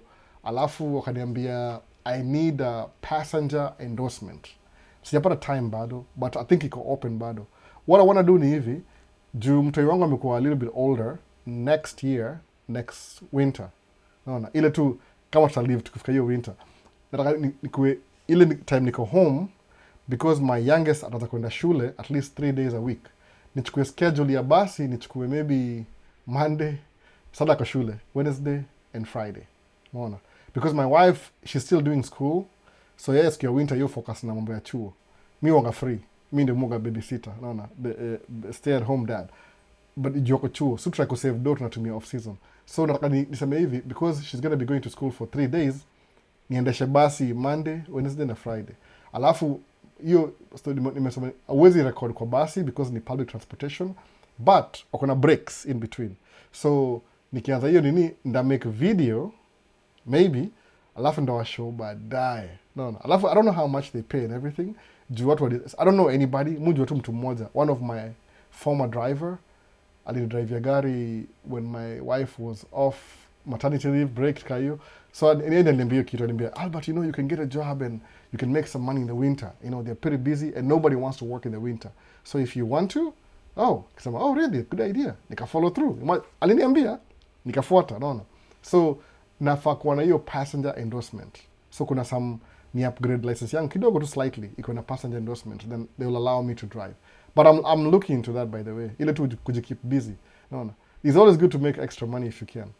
Juu kiangalia ile option nyingine ya kufanya Uber, siwezi fanya, the only thing nime slow down because mtu na 3-year-old, 2-year-old na turn 3 this year. So next year naingia shule. So that's going to be good for me. Na shule hapa hiyo 1 September. So by September this year atakuwa at least some form of classes hivi, sijui kama ni 2 days a week ama 3 days a week. Watatuambia depending na hiyo program. I'll follow through states. Utakuwa na social worker, they'll come visit you, they'll monitor her development, if she's saying words, how many words, vitu kaa hizo. So wamesema tu she qualifies for school this September, ana qualify kuingia shule. Vile nini yake, ile speech yake na kila kitu ata match up, yani atakuwa kwa nini, she's gonna be in school, atakuwa sawa kabisa. Naona TikTok is still on. What happened? Ile idazimika after 1 hour. Anyway, so hii story ya green card, so green card ni gava, hiyo no comments. I don't really know anything. Sijasikia anything new kwa green card. Next ni gani hapa? Kuna hello Albo, can't wait for the book review. Locked in from Changamwe, Brian Lucolo. Welcome back, Brian Lucolo. So the books itakuwa review, then I'll give them away. And I go through, I've read this book, then I'll just give it away. Intention ni kwa hivi, niwapatie summary ya book. Ndio mko na ile itogaje, ile mko inspired kutafuta hizo book na mzisome nyewe wenyewe. Kuna concepts ziko available. They don't teach you these things in school, by the way. Sometimes you have to learn from somebody else. Ule am experience. Alafu sasa ndio kuja uiapply kwa life yako. Alafu utashangaa juu one of the things watu wengi unajua huwezi ishi tu mediocre life. There is information out there that can change your life and it's hidden in books. Unaona hivyo sasa? Hata kujua tu history. Sometimes unajua history kama blemu, kuna mse fulani I think ni Mkenya. You make AI videos about colonialism. Mumu na Facebook, I think. Anazipost Facebook. Najua ni Mkenya because kuna kitu ili slip kwa hiyo information. Anaongejua Dedan Kimathi, anaongejua Rwanda, Burundi, everything African history. Alafu anatumia Gemini, ile AI. I wish I could do that too. Nikuwe good storyteller. So you can read history books to understand why this and this event is not happen sahi. Kama Iran war iko very explicit. Now I know why. No. Utajua hii ni unfair, hii si unfair. Ni a power play. See nothing. Ni kama old grudges na kuwa revived. That's what kuna hiyo war Iran na Iraq. Nashindo, so why would somebody do that anyway? Alafu naangalia history. Oh, they didn't like what this and this happened. Sababu ile tu overall hivi, kama wewe ni country na uko na resources, somebody comes to your country and say, oh, tumediscover oil kwa country yenyu. Alafu wanda kuharvest your oil. Then as a country, young country, mnataka grow muone, hey, wait a minute. Hii oil, if you're buying oil kutoka countries zingine, na tuko na oil hapa kwetu. Why are we buying oil tuko na oil hapa kwetu? Alafu naangalia, how much money do people think by the way? Watu wezi kuwa tu wajinga sana. Junapata watu wengi au argue out of ignorance, ni ile they don't learn from history. They don't study history. Sisema I'm that ignorant, but there's some things I'm ignorant on. Nimusemaje, if I'm not familiar with something, I won't comment on it. Labda naweza comment juu ya story nifundishwe, yani intentionally. Niseme, hebu najua hii kama mambo ya Middle East, I have friends who have been in Middle East. Wengi sana. Ni ile tu, some people are not comfortable being on camera. Oh, believe me, I would love to stick some camera in somebody's face. Aongee vile yoni niambia kwa simu. Lakini nile, they are not, hawana ile confidence. Someone ambia hivi, fanya hivi. Why don't you start a YouTube channel and you'll build the confidence? If somebody has information, alafu you hear the information from their perspective, mwenye ali experience, inakuwa more valuable because it comes from the source than mimi to report on it. No. Kuna wase wengi nimemeet hapa hivi, by the way, walikuwa Middle East, walikuwa 7 years. Paul mnamjua, Paul occasionally mumpata. Unajua Paul mumu ambush in a way, Paul. And hey, Paul, video moja to 1 minute to 5 minutes to hapa za kuongea na kwa 10 minutes. But nikimpata ile ina work out because whatever he says itafungua mtu mwingine macho. Unaona? Kuna wase wengi kwa Middle East wananiambia alboni za kamaje states kusoma, ama ninambia mse kama uko Middle East uko na ile the right ingredients. Unaona? Juu kuna travel history, kuna job, kuna zile stability. Alafu juu kuna ile mindset ile wasio angaliangi, mse yuko hapa hivi, they'll look at you from their perspective. See from the reason naona kama I can help you ni ile, kuna support kama one of the best example ni wife. Wife amezaliwa hapa hivi. Amezaliwa Minnesota, amesanda shule Minnesota, akwenda shule alikuwa homeschool. Lakini ameingia shule college Minnesota. You get the point anyway. In the story yake in summary. So, vile you think about vitu na mimi tuko, yani ni kama niko east na west. Yata angalia from he perspective because that's exactly what she knows. Na mimi angalia from this perspective. Kama sahii mtoi wangu ilikuwa 2 weeks ago waliambia ati daddy, can you play, sijui akona mamaka alikuwa busy na mtoi akaniambia go play checkers with daddy. Checkers ni draft, si tanga draft Kenya, sijui, I don't know which name is right, but kidi muitanga checkers. So mtoi asemaje, daddy I want to play chess with you. Nikacheka nikamwambia hey listen, I don't even know how to play chess. You have to teach me. Whatever. So wife said, you don't know how to play chess? Oh, come on. It's easy. Nikamwambia kumbuka, mimi ni Mswahili. No, it's just every kid. So yana there's no way nda grow up as a kid. Yana asimikani nizaliwa hapa hivi. Nikamwambia hapana. Nikamwambia okay, tuanze na checkers, which is draft. Tukocheza checkers, ilikuwa very simple kwa Nairobi pale hivyo. Unachukua hizi nasema niseme ile jina unaelewa. Musema ile kama a bottle cap. Basi unajua ni ile soda whatever ile unafungua.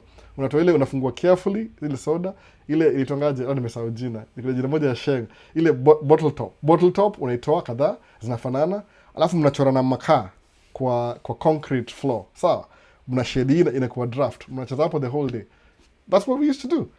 Atunge buy hizo vitu, unachora kwa floor, kwa concrete floor, ni concrete, simiti floor, unachora na makaa, alafu unacheza draft, alafu una win hivyo.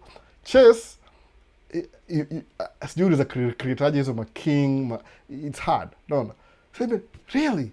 Oh, this is the first time, I didn't even know this is how you, I'm from Africa, what do you, kitika hiyo, hakuwa na hiyo perspective. So aelewi why sijui kucheza chess, nikaa tulikuwa na chess kwa hao. Juu hapa states kusema kweli kubuy kitu kama hiyo checkers ni affordable. Naweza enda sahi ni buy, by the way. Yani kwa ile ni very affordable. It's something you can buy tomorrow. Mona. So my son wants to, so niko na obligation. Lazima ni learn how to play chess, ni mu entertain. Juu before akianza alikuwa mtu wa madinosaur. Akuja sijui hata nimesahau, amekuwa na faces. Sasa yuko faces ile board games. Unaona? Which means ana develop. Huyu mkubwa, he just wants to hang out with daddy. Are you going somewhere, daddy? Yeah, let's go. Tunaenda. No. So imekuwa hivyo sasa. So they're growing. They're becoming like older boys ama young men kituka hiyo. It's changing so perspective ina matter. Ukisikia historia ya mtu from the first source, acha turudi circle back, utamake understand, oh, this is how it works. Alafu usikuwa afraid kuuliza swali hata kama inakaa stupid, because by the way, Maisha States ni safe environment. No. We don't have stupid questions hapa, we have good questions. Kama ujui kitu, uliza. Kwa nini? Utalearn. Hata si lazima uulize. Hii video, make video sahi ni live Q&A, nairecord. Nilifundishwa hiyo idea kama 2.5 years ago or something, 2 years ago. Nembwa recording hii live. Juu live haikuangi clear sana. So I usually go back na watch hii live tena. Nigunduanga kama live yenyewe, hii live stream, because microphone iko hapa, when I move, sometimes ina lose ile audio. Yani, I could say something, alafu mtu atamiss hiyo sentence because nili move around. I moved around, I was reaching out. Kinda speak in my hands. I'm not supposed to, najaribu, nimejisettle that out. Lakini munge na my hands, illustration. I speak with my hands. So, ukiangalia hapa hivi, nimeweka microphone. Kuna microphone hapa. Microphone, ndio hii. This microphone is recording everything I'm speaking about. Alafu kuna hizi DJI. DJI zinaingia kwa camera directly. So niko na backup ya audio. Kuna hii ya live stream inaingia kwa board, inaingia kwa live stream. Kuna hii inaenda kwa camera directly. Alafu ina record independently. So when I'm done with this, nena ni edit video, ile live yenyewe, haitakuwa na hizi Q&A. Just in case ulimiss hii, kuna archives, kuna recording. Inaitwa Man Cave Talk. Hiyo ni archives ya hii live. Recorded 4K. I think ni 4K. Nini YouTube hiyo downsides kidogo. With good audio, juu hiyo nimeikarabati, nimeisikiza, nikaangalia, nikaadjust kila kitu. So kuna ile recording Man Cave Talk. Iko archived kwa YouTube. Inaitwa Man Cave Talk playlist. Alafu hii live iko kwa Man Cave Talk live. Iko archived. Lakini ni ile recorded version. Alafu kuna ingine kuna Man Cave Talk, ingine ni gani kama mobile version. Hiyo bado everything iko archived, by the way. Alafu kuna shorts, though muambuanga shorts in Aribu channel, so I start posting shorts kama kupromote what do you call it, video. Slow down kidogo by the way. Maybe ni mtoi wangu. Just hizi mtoi nikikaa kwa computer anakaa anakaa next to mimi. So nikifanya kitu nikifinya button pia nafinya button. Sasa I'm not gonna do anything. So imekuwa hard mu edit video kama amelala. That explains why videos zimekuwa slow down kidogo. But which is more important to me? Ku make video ya free ama ku spend time with my daughter. No, hiyo si debatable. So hiyo kuja na next to mimi siku hizi. Kuna kiti yake hapo kwa nini? No. Alafu tunaongea. Sijui anasema nini most of the time, but she's learning new words. Na like your experience. Mtoto wangu mkubwa ule 15-year-old, sija spend more time na yeye kama huyu. So kuna payback, kuna preference. Anyway, tuendelee. So Albo, question in terms of education. Has tracking educate you more than the classroom in terms of understanding the world? If so, enlighten us. Not really tracking. Unajua tracking yangu ni hivi. Kuna ile aspect ya... So mimi nigunduanga hivi. One thing I learned earlier, niko Kenya kwa fanya kazi multiple hauliers. I was an office guy. Niko administration. Niko ndani ya ofisi huko navaa aitanga dress shirts. Zile shirts zile zinakuwa na collar zile. Dress shirt, sometimes tie kama kuna mtu somebody important is coming to visit. Tunavaa tie. But niko navanga ile dress shirt, dress pants, leather shoes, dress shoes. Itaiva America, sijui jina ni gani. But ukienda sema dress shirt, dress pants. So I used to dress up like that. And nigundua hivi, I'm more happy and comfortable nikidrive around. Like mimi ni mtu wa nature. I want to be out there on a daily basis. So being out there I'm more comfortable when I see the world, when I see people. I'm a people's person, kitu kaa hiyo. So kwa ofisi, I'm not the type of guy. Alafu something else na hii nini tracking ile ilifanya hivi because niliamua kuenda ile kama niko self-employed, kitu kaa hiyo. Ile independent contractor. Job si zangu but na get job through mabroker na watu wengine wote tunaongea. So ilifundisha hivi how to budget my income. Because ukiingia tracking when you're an owner ni ile obligation ya kubalance budget is on me 100%. So I have to make sure atufanya kazi the whole year by the way ni kama 9 months hivi the whole year. 9 months it's a very good year. 10 months hiyo umepindukia.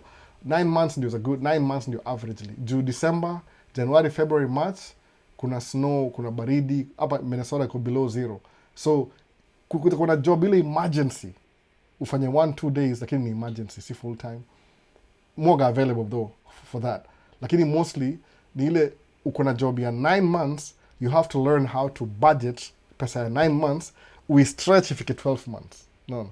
Bila kumiss anything. Uko na rent, uko na bills. Alafu pia business ni ile, you make this kind of money, you have to learn how to manage, ulipe all your bills on time, usi default on anything. At the same time ujilipe, at the same time ulipe taxes, ulipe. So ulijuanga kama mimi insurance mufanya hivi. Insurance yangu iko active for 9 months, alafu na slow down for 3 months. Naona ile off season.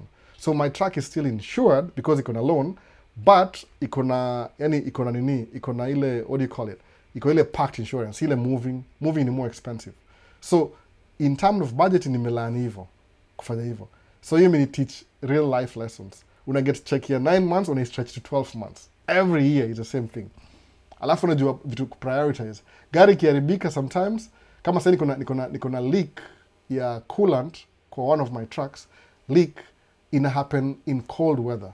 Meaning kuna ile one of the hoses zile za rubber maybe ime contract, ina expand, ina contract, ime expand. But siezi, I don't know, imejificha mahali.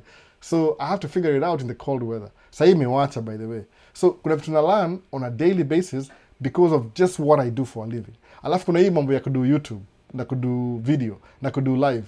Imenifundisha, now najua I need to be at the center, niongee hivi, ni record hivi. Kuna ile exposure when you're doing things. Inakuhelp, yani, ni kama overall. It gives your life perspective. Sawa.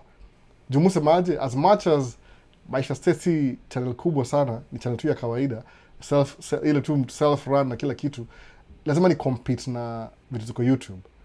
Okay, munge Kiswahili, najua nime cut off my audience. If I was trying to make money, ningeongea more English. No. But English pia ingekuwa kwa demographic gani ya watu wanakaa mimi, si wazungu. Very few wazungu kufuata. No. Watu wengi I'll stick to their own people, mara mob. Mona. Na hapa tuko minority. So nasema kama ndaanza, yani just doing things it may improve overall my perspective in life. Overall kila kitu. just being proactive. Na balance vitu, alafu kitu moja ni ile asemaje, the more I keep doing these things, the more I balance them, nimekuwa na structure in my life. Kuna structure fulani hivi. So nikiona I'm going ile overboard kidogo, narudi back to structure. Inanisaidia. So it pretty much keeps my life inakuwa more balanced. Alafu pia stress level, which itonga cortisol level, ile ina increase juu uko stressed up, ina reduce kidogo. So at my optimum, I can think and function kwa ile equilibrium, niko katikati tu, unaona hivyo. So inanisaidia sana kwa kila kitu overall. Juu sometimes unaweza kuwa unafanya vitu ile uko very sketchy, uko very edgy, unakuwa na ile anxiety. Uko na anxiety sometimes, it prevents you from thinking clearly. Yani thoughts zinakuwa ziko blurred kidogo. You can't think straight. And the same thing, if you don't have money, hautakuwa na good thoughts, by the way. Same thing, by the way. So musemaje, because you have a 9 months season, I have to stretch it to 12 months. Kile Mungu anaye problem ile saa wife yangu yeye ndiye akona shida moja. Yeye ajai understand hii concept. Tunamwambia kumbuka hii job ni 9 months, si 12 months. So ukitumia kuna 3 months, kuna gap ya 3 months mahali itafika. So if you want to be on the safe side, chukua pesa ya month 1. Iweke kwa month ile month off 1. Month 2 weka kwa month kama 12 months ndio. Pesa ya month 1 lipa, maintain, but save ya month 10, month 9. Month 2 weka month 10. Month 3 weka month 11. So ndio by the time month 9, 10, 11, 12 you covered already before hata uinini. But if you make a mistake to spend more money, then you have to get a job. Ile substitute income. Mimi experience yangu kujijob kwa winter, kuna one phenomena hiyo happen hapa Minnesota. Mvua inanyesha when the temperatures are below 0. What happens, barabara inakuwa ice kabisa, inakuwa ice. Ile lami, ile unaona lami inakuwa ice. So itanga black ice. Ukidrive ushike brake hivi gari isimami. No. So musema, if I can help it, I never ever want to drive in the winter. Ever. No. Hata hii ya basi ni because equipment si yangu. I'm not responsible. So if anything happens, black ice, ndakoma hapo, ndakall kampuni, somebody will come, they'll tow me, whatever. Sina hiyo liability kama gari yangu. Alafu unaangalia ile perspective hivi, ufanya kazi winter sometimes, the main season ni spring, summer, fall. Alafu ukifanya kazi winter, gari yaribike, it's like you're messing your truck, your primary income production, whatever, in the off season. Alafu season ikifika, you start off with problems. So the best ile una shut down kabisa winter, unaweka gari chini, you go through ile period ile bila kazi, ukirudi back, gari iko exactly the way you left it 3 months ago, but unafanya kama oil change, check, alafu unaanza fresh slate. So you may help for them to come hizo, by the way, proactively. Alafu the fact that I'm sharing these things, kama Aloy amekuja hapa, Aloy Key alikuwa Kenya last year. Sasa yuko St. Louis, Missouri. Asema yeye akipata license, is a new immigrant. Amekuwa hapa kama 2 months. Now that amesema kwa St. Louis, Missouri. Some of you mnamjua. Alikuwa hapa last year akiangalia live Man Cave, but he's here. Yeye asemaje, one of the things ilimsaidia kupata license haraka ni ile, he used to watch my videos nikidrive around with a camera kama dashcam kwa mostly camera kwa ile rear view mirror, ile mount yake inaangalia mbele. Sasa ile just seeing the roads, ile ni kama alikuwa na ile preloaded, ile akiona nikidrive ilimpatia perspective ya how road looks like in America. So when he was getting his license, life yake ilikuwa easier. Mona. Na akiniambia hivyo, I was happy to, by the way. Alafu sema his entire family watches me. Naona hivyo. Which is good. Hii ni family show, by the way. Sikuangi na cast, I rarely do. Maybe sometimes I do. Na sleep moja by mistake. But hii ni family show. Hii ni kitu yani nataka kuencourage wase ile ndi uone, if I can do it on a foreign land, you can do it too. Na hata yangu si making it. You guys mta make 10 times more than mimi. Like kumbuka, every time una make it, it's important kwa mtu anakaa kama wewe, ukuona wewe ukimake it, jina wa inspire pia, ukona hiyo motivation. Mwana hivyo sasa. So, that's what I'm saying. Fundisha wasee tunajua. Sijui, I don't know, kuna watu bado wakana hiyo problem. Of course, share everything. Share vitu. Unajua watu sawa kitu moja, ukiingia social media, you're pretty much a public figure. The more unajiexpose, the more unakuwa public figure. So when things go wrong, ama they go south, people watakuanika because umezoea kuwa huko hivyo nje. That's true. No. So Usi share vitu zile you don't have to. Kuwa na limitation. Kama mimi, I don't share my kids. I'll walk in through once because after they don't even want to be in the video. See, it's not their thing. But if my son wants to, the cameras are always available. I'll teach you. You do this, you do this. As long, don't mess the equipment because you don't have money to buy them really quick. Hizi vitu huwezi replace immediately hivi. Mwana kama sahii kuna imagine vile iko nini podcast. Msaka break into their studio, akaiba kamera zake. No. Alafu, I know the feeling, by the way. Na hiyo feeling naijua. Because it takes a while to grow things. Kama imagine walizana sijui cell phone, wakirecord podcast, wakona recording sijui once a week, wakaongeana sijui Andrew Kibe akamwambia, ukiwa na podcast, you have to show up every day. Wakata kushow up every day. Kama mimi kusema kweli, news ya Kenya, to be honest, kwa diaspora, mutegemea watu kama iko nini podcast ku-explain the news. Sawa. Ni weird by the way, it sounds weird, but because ni ile amekuwa kama a trusted voice in my ecosystem. Nikisema, wacha niangalie commentary ya iko nini inamaanisha nini. Kama nimetumia video moja hapa hivi, kuna msee wa Kenya wanaiba, wako juu ya nduthi, anakuchapa kwa kichwa hapo na kuwa unconscious. Alafu anakuibia vitu. Sasa jiuliza, man, naona. From my perspective, maybe yote will make sense. Kama unawachangia live na ugonga watu, unapiga watu ngeta kwa streets. Imagine, think about that. We have problems just kwa tu watu melanated people. Tuko na the whole world tuna shida ya melanated people kuonewa kama tuko lower than everybody. Tuko at the bottom of the tandem or whatever. Halafu wewe unaamka asubuhi unasema nenda kurobwa people, hard working people. Hata sijui, naona. Hiyo video ya iko nini podcast nimerecord video moja by the way. Hiyo video kasema hivi, somebody asked me nimonyeshe vile mu shoot video, vile mu shoot photography. So nika make video, nilimake video by the way, I'm going to be honest. Yeah, the lenses I use, how I use the lens and everything. Niko video kama tuseme half an hour hivi, 40 minutes hivi. Hapa tu hapa. But kusikia ati maybe your camera ili ni discourage, yani kusema sometimes uza kuna show say the equipment you use ndio walan, alafu msenda na ibia mtu kama unaiba jasho ya mtu, yani you mess around with somebody's livelihood. No.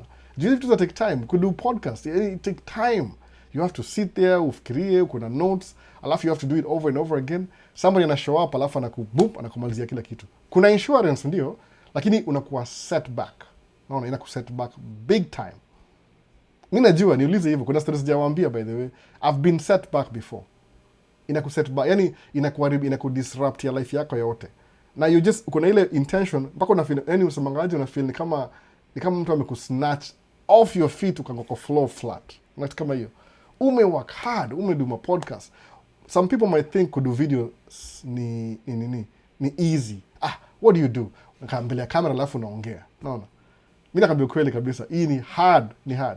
Every day kama man cave talk, lazima nikae hapa chini, nijicompose, munga psychology, nikiamka Sunday sababu another Sunday. What do I talk about? Naanza kuangalia my questions. Kuna hii. Nasema okay, na filter. The whole morning mo try to filter. Nasema okay, if I want to do the life, ile bila ikuwa stressful, I have to make sure my kid, the youngest, amekula, ameshiba. Siku hizi nimejua routine yake. Yani akikula tu ameshiba. Umpatie toys zake, whatever she wants to do. Umpatie tu ile free, acheze tu. Nikija hapa chini hata nifuata. Naona. Akija kunifuata hapa chini, maybe she needs something. So nimeweza kumuelewa siku hizi more. Tumekaa naye sana winter. Wife alikuwa job na mambo ya chuo. So nimemuelewa sasa. Unaona hivyo? It takes sacrifice to do these things. Alafu sana sema mimi naenda kuibia mtu kamera leo. Umeona? Hiyo kamera sijui dollar amount ni ngapi. A74 because kuna A75 sahi, use marketplace ni kama hata sijui. Itakuwa $2,000. Kenya shillings $2,000. $2,000 Kenya shillings, hiyo ni pesa mingi sana. Acha nipige calculations. Sijui kama ni 130. Mtu mie tu 130 ile kuwa even. So sema 130 times 2,000. Naona. 130 ndio kama exchange rate times 2,000. Naona. Hiyo Kenya ni kama 260,000 Kenya shillings times 2. Naona. Hiyo ni 500,000 Kenya shillings. Hiyo camera used, by the way. Yangu nilinunua 2,800 kama 3,000. Niko na mbili. Nilinunua hizo sijui ni which year, 2023. Sikuzinunua at the same time. Nilinunua moja kwanza, nikanunua ingine ya pili, haikuwa poa sana hiyo ya pili. Nilikuwa nimenunua FX30, nikarealize ina miss something that I was looking for. Haikuwa ina blend in na hii ingine. Nikairudisha, akaniambia, oh, if you return this camera tutakucharge 25% restocking fee. Nikauliza, what can I do ku avoid hiyo fee? Akaniambia, if you exchange hakuna fee. Nikafikiria kaona, okay, the one I want, they didn't have it. Nikarudisha hiyo FX30, wakanipatia A74 ya pili. So niko na 2 A74 by accident because I didn't want to pay for the restocking fee. Hiyo kamera ilikuwa how much? $3,000. Hizo kamera mbili, 6,000 together, by the way. Hiyo ni kamera tu. Ujangalia lens. Ujangalia lens. But let me buy lens muanza hivi. I'll look for the cheapest lens available online. Ile mtu ametumia used, upgrade. By the way, if buy a camera from a seasoned photographer, they're making money from their craft. So aki-upgrade ataiuza ile tu throwaway price. Naona. Alafu na buy moja used. Alafu kuna ile na aspire. I'm aspiring to get hii. Hii ndio goal yangu, but I'll buy this before nipate pesa ya hii. Naanza nayo. When I get pesa ya hii, nauza hii, naongeza hiyo do na buy ingine, alafu naendelea hivyo hivyo. Alafu sana kama anakuibia kamera, boom. Amekurudisha sijui 3 years ago. Just like that. No. Unaweza insurance pia, lakini kumbuka insurance it costs money too. Alafu insurance still wakupatia pesa replace.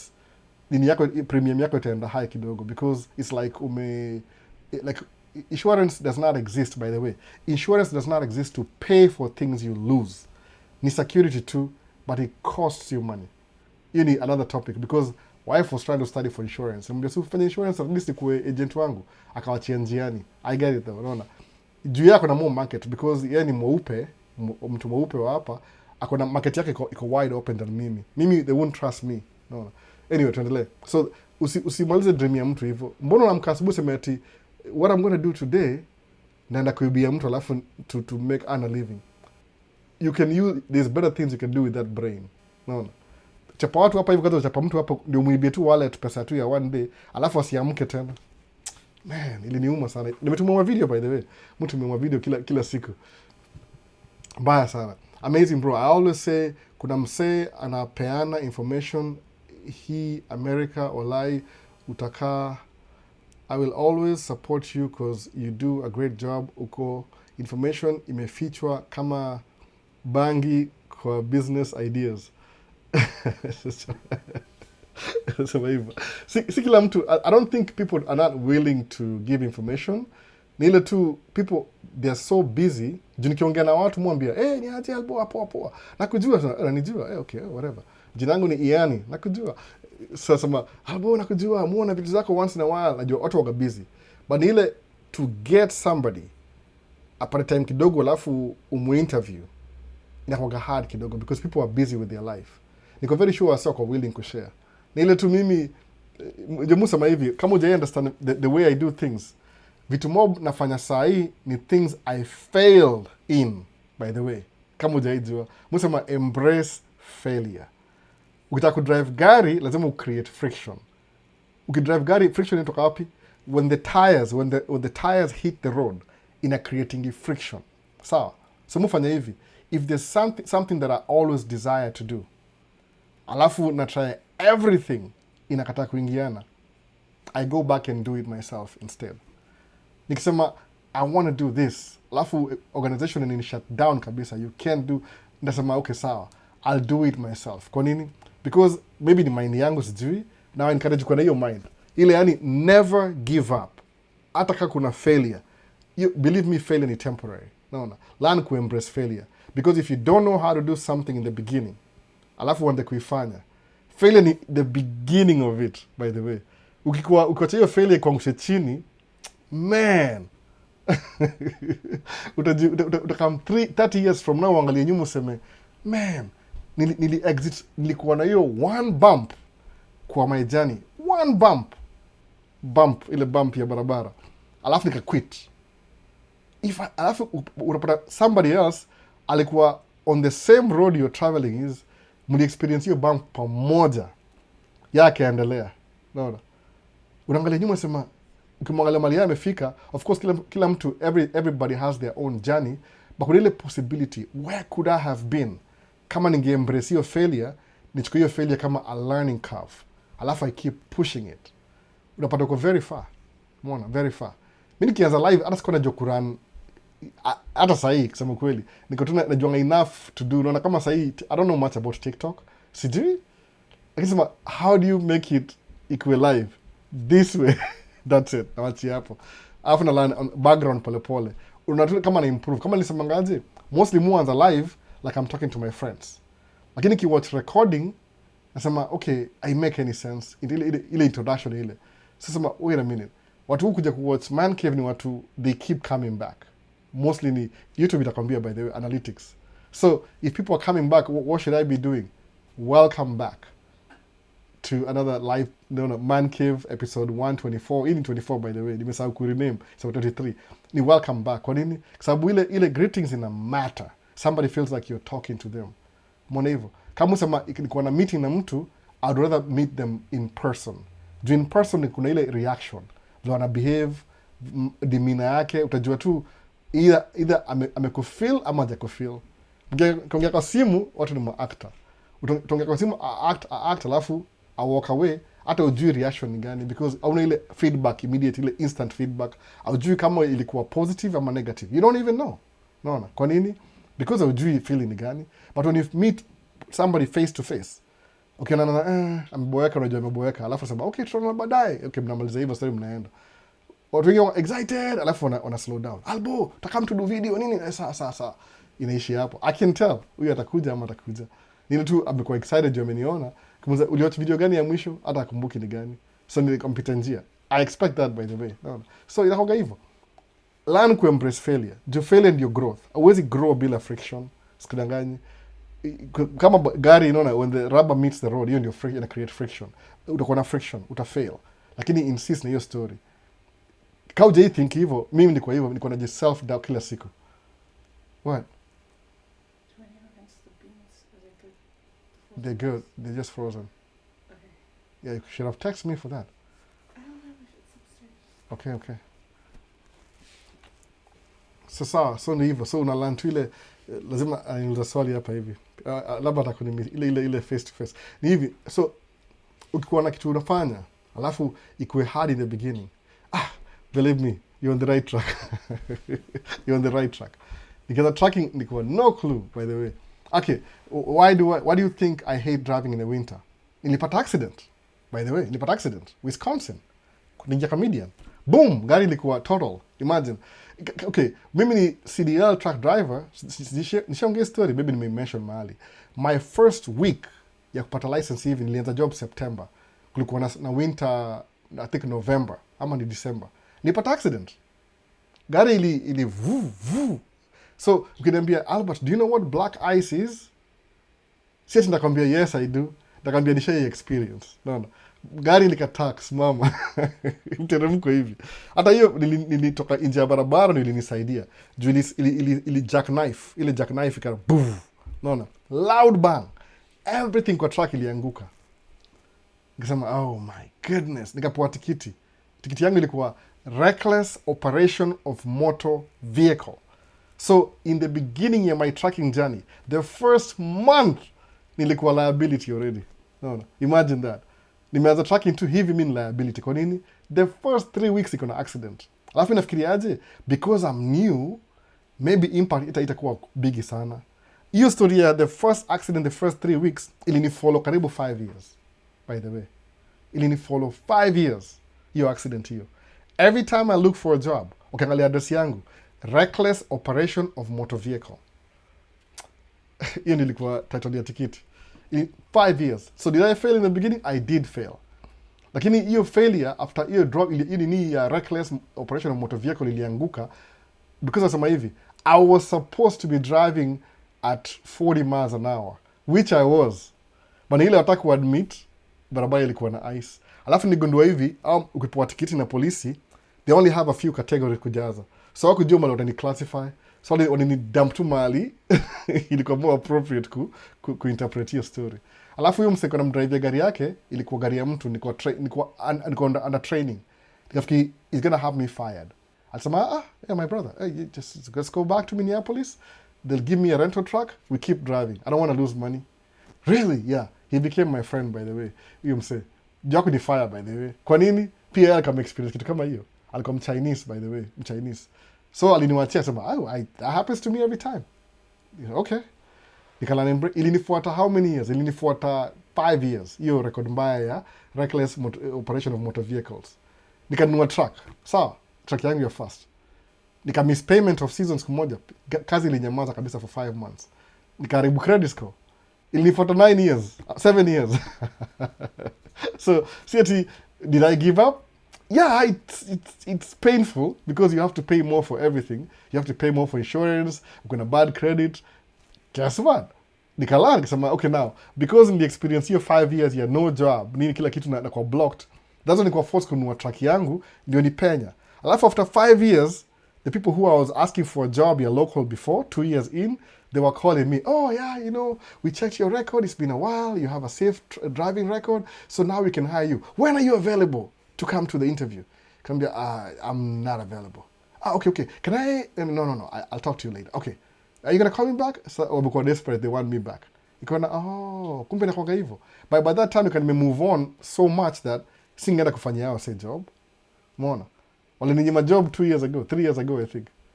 Because of my records. So nilifail. Nililearn from my failure. Of course I did. Did I pay for the consequences of failing? Yes, I did. Nilipata accident because sijai drive truck kwa black ice before. Alafu kambua kuna so many factors. If you're driving on black ice, ni poa kama truck iko heavy. I was empty. So haina ile litongaji, ile inaifinya chini, ile traction inakuwa very bad. Umeona? And I was driving like 40 miles an hour. So siku hizi, mu drive hata 20. Kuna siku nimepata mzigo kwa na black ice. This year too, by the way, this year. Nilienda tu 20 miles an hour. It take an hour and a half kufika place ya 40 minutes. Uzuri pia ikamelt after a while. So, learn to embrace failure take happen. Haimanishi it's the end of the world.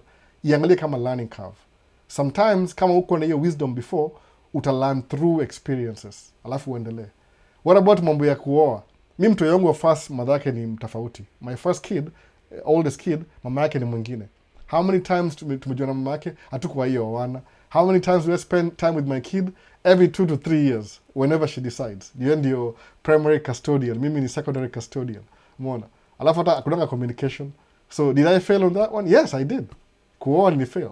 Nikawa demu wa pili. Is it the best experience? Niliwaambia last week. It's not the best experience. But msemaje, compare to na ile ya first, na hii ya pili. Well. So life yangu iko determined na failure. So if you're playing it safe and you've never failed, maybe that's why you're stuck. Maybe. Si useme ati, si kila mtu, ni kidogo. Maybe that's why you're stuck.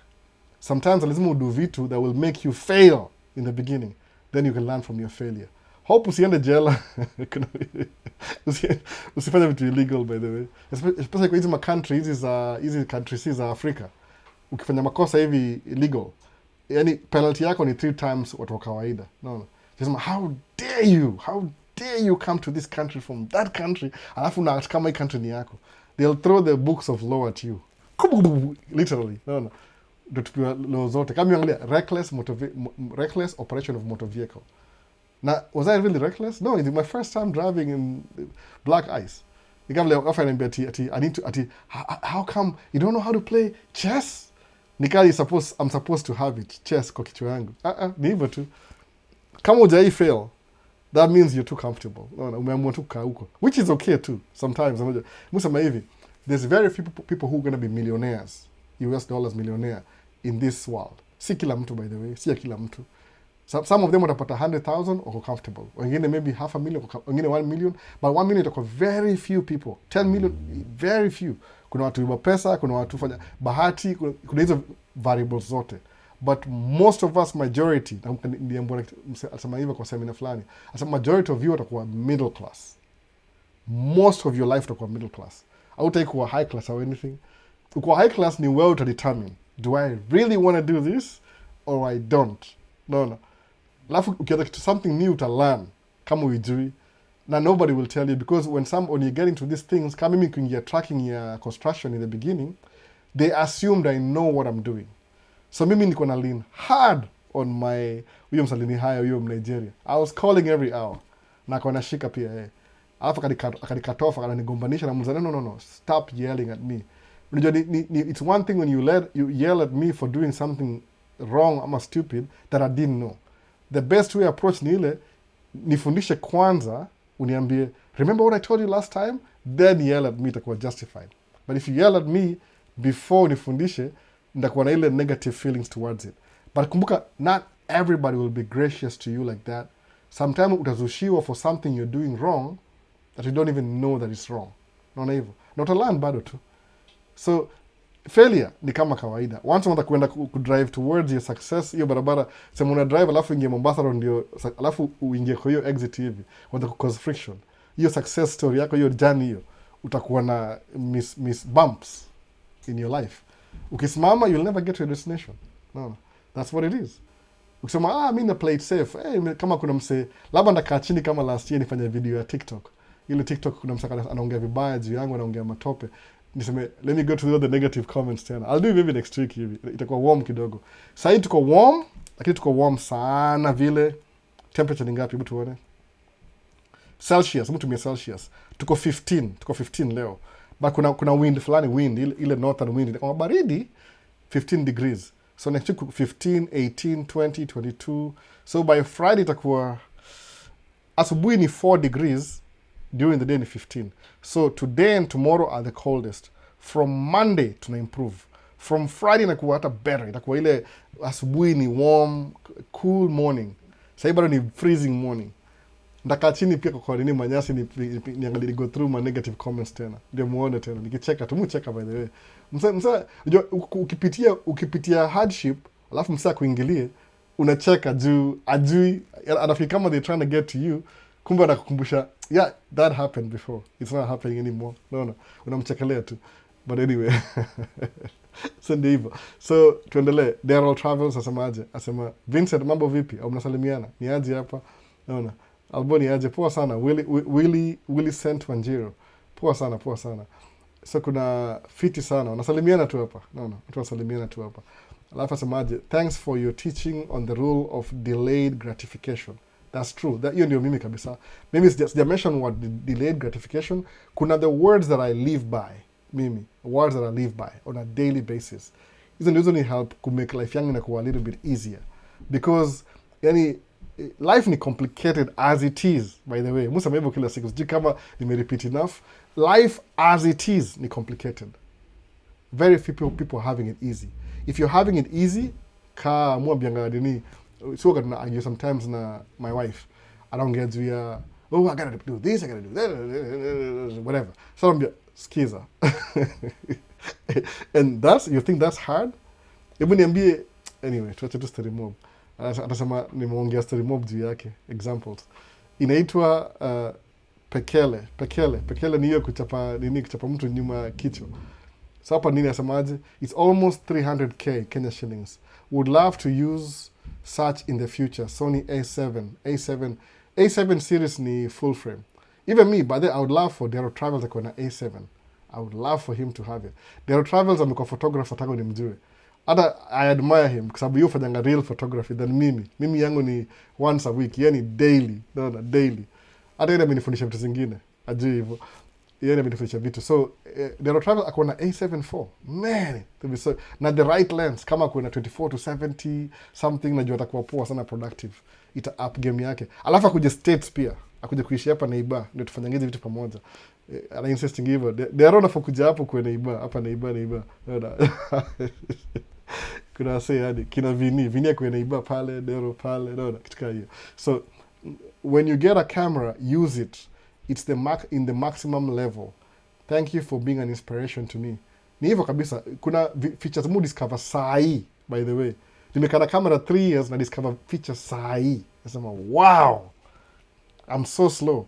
Lakini ni ile, it's just another addition. Kwa sababu unajua, kwa nini kuna, kama sahi last week niko napiga my niece picture. Alikuwa na prom. Aliambia, uncle, I got this photo session. Do you mind? Niambia, huyu ni niece wangu. Guilt trip. Nikampigia picha. Naona. So just doing that, tulienda kwa state capital capital na yeye, naona sijaingia kwa peke yangu piga picha, but because niko na yeye hata tuliexplore, tulipiga picha kwa stairs, kwa walls, so naweza muuliza kama aweza kubali ni share picha yake ama ni mweres na AI, naona. So I'm planning a trip to the state capital. Montevideo inakaa ni public place, by the way, ni public place, iko na very good marble, lighting is terrible, but there's a good lens for that, naona. There's a good lens for your lighting. So nikampiga picha, I learned so much. Tulianza kwa state capital, tukaenda nje, tukaenda kwa lake, ilikuwa too busy, tukaenda kwa flower garden, nikaa ilikuwa kama wedding, lakini kwa wedding ilikuwa prom. Alafu kwenda kwa flower garden, I met her friends, tukapiga picha kadhaa huko hivyo. It was fun, by the way. Ile ilianza kama I was doing her a favor, ikaenda up I learned something new. Alikuwa ni is my niece, so ile anaona kama mimi ni uncle, nikamwambia hey, listen, any picture you want to take, hizi picha si zangu, ni zako, unaona, wewe pose ndio unataka, just do whatever. Akawa na pose kama model, anambia do whatever you want. Siwezi share hizo picha na nyinyi, by the way, siwezi. Kama namjua yeye utatoka kwa page yake. Hii ni private free photography, ni valuable kwake juu niko napiga yeye, nimwambia you're not gonna be 18 again, this is the only time you're 18. So anamaliza high school, hii ndio watu maliza chuo kama saa hii, shule zinafungua, my kids in the next 4 weeks wanafunga shule, so hii ndio graduation season, May June hivi shule zimefungwa, June July August ni summer break. Summer break inaanza in a month from now, so that's what it is. So watching live from Kisumu Riat Hills. I'm late, I'm still celebrating Arsenal win. Oh, that's good, Arsenal. I used to support Arsenal back in the days. But sahi, I'm so disconnected. Oh my goodness, so disconnected. But still, it's a good thing. I'm improve siku hizi. I have no idea, by the way, nimekuwa cut off. Though tuna soka team itwa Minnesota United. Niko na hiyo jersey. Nilibuy hiyo jersey kitambo when I was big. Unajua, nilikuwa I was bigger than this, by the way. I was so big. Nilinona vibaya. Hii hata sikunona hii. Hii ni maintain for a while, by the way. Nimenona kidogo lakini nime maintain. Ile tu I don't want to be too skinny. So that's good for Arsenal to win. Gunners. So VP Albo, Jeffrey Kingoina. Kuna msaitoma Kingoina hapa hivi kwetu. Mfikilaba ni yeye. Poa sana, poa sana. Majaliwa mzee, Dero Travels. Umena kulala nini? Tumalize live ama nini? So working on towards getting there. Manifesting and visualizing is through your videos. Kuja bana, kuja kuvisit bana. Na usiwahi sema ati sina pesa. Mimi nilinunua truck bila pesa, by the way. Ni ile, what happened ni ile kulikuwa na, iko itwaje story. Ilikuwa rescue. After COVID, gava ilikuwa na initiative flani, inasaidia ma business, zili lose pesa juu ya shutdown, kurecover. So nika apply. I didn't know it came through. Nikapewa pesa ya kwanza. I kept that money, sikuitumia. Alafu kapewa ingine itonga PPP ilibidi to spend, ilikuwa kama payroll. Alafu sa because niko na hii na savings zangu, program ingine gava indirectly through the banks inasaidia wasa wanunue wa truck. Nikachukua hiyo program, I took it, by the way, opportunity to. Hiyo nikapata, yani I didn't qualify kabisa, but ni qualify ile kama ningepatia more information nika qualify. Nikapata my information was good. Wakanipatia check, nikabuy truck. I've been paying them for 5 years. No. Nikapay off truck moja. So truck moja iko paid off in full. So unaweza anza bila pesa. You don't need to have money. Overall, by the way. Na usiogope hivyo sema ati mimi sina pesa. Sometimes it's money ni nini. Kama if you think you're going to be happy when you get money, then you're going to have a very narrow perspective of life. No. The things that make me happy, I don't see money related. No, honestly speaking, there's some hivyo kweli kabisa. Money might contribute to it, lakini si money related. Ziko totally disconnected. No. Najua money can make you happy, temporary. No. Until uchoka na hiyo temporary money. Sababu suppose una pesa and you have friends. Most of your friends will be friends because you have money. Once umetoa spati money, friendship will disappear. But if you have friends who are friends without the money, man, that's the most beautiful thing. Because they'll always be by your side, with or without the money. Saying this, money does not make you happy. It might, temporary, it might buy you happiness, but you never know. Anyway, nasema tu ile. Listen, can tell anyone who is starting out step by step on how to achieve your dreams. Yeah, go ahead, ambia watu. Dero Travels akona TikTok na YouTube, so mtafute Dero Travels.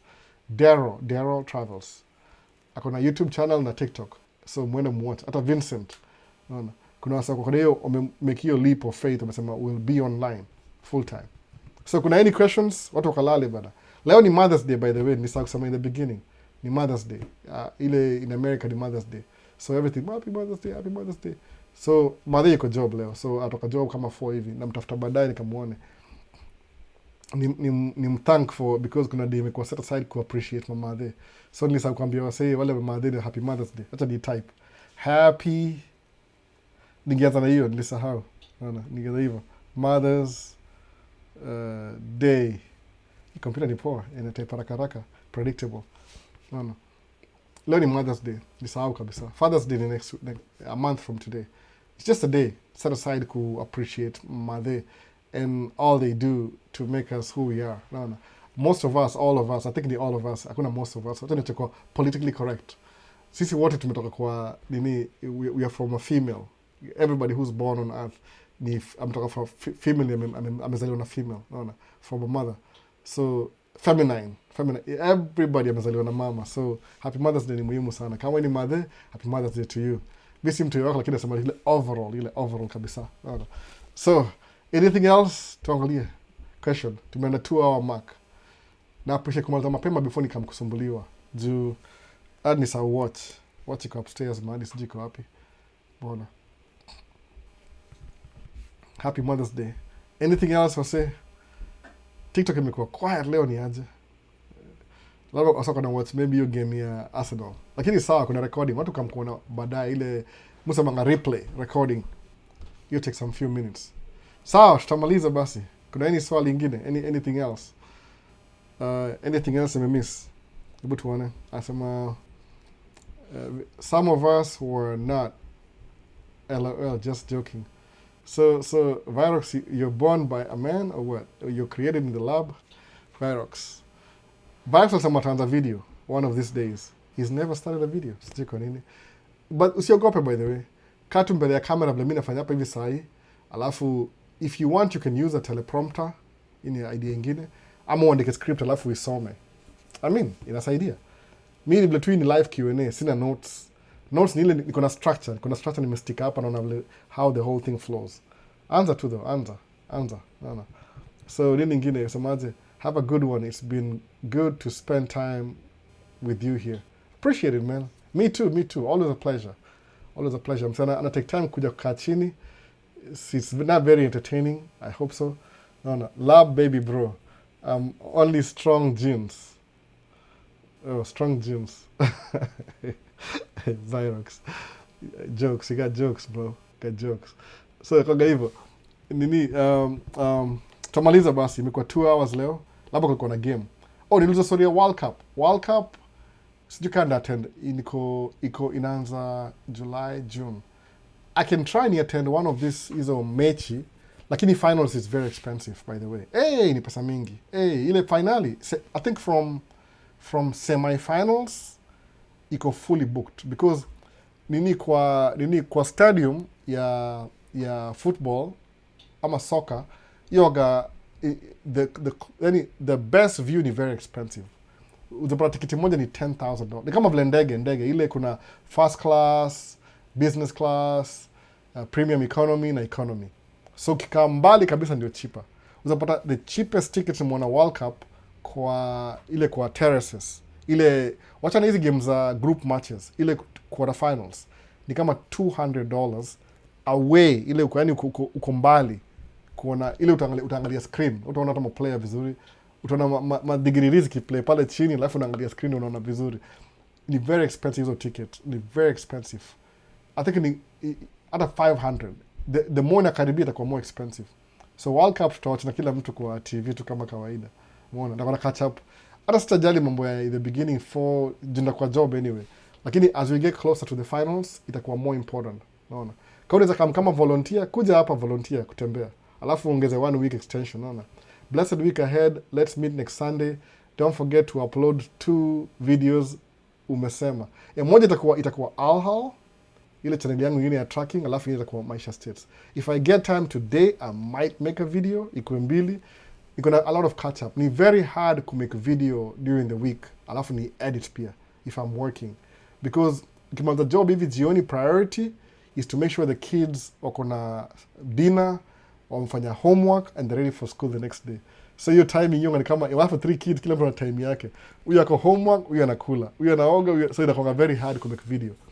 Alafu unafunga tu wako na 3 weeks though. I think after this month maybe kwa sababu watakuwa tu wako home, so itakuwa a little bit easier when I hang out too. So 2 videos na upload. Moja na upload sahi itakuwa maybe kesho ama Tuesday, Monday or Tuesday sometime. Umeona? Nilisahau last week pia.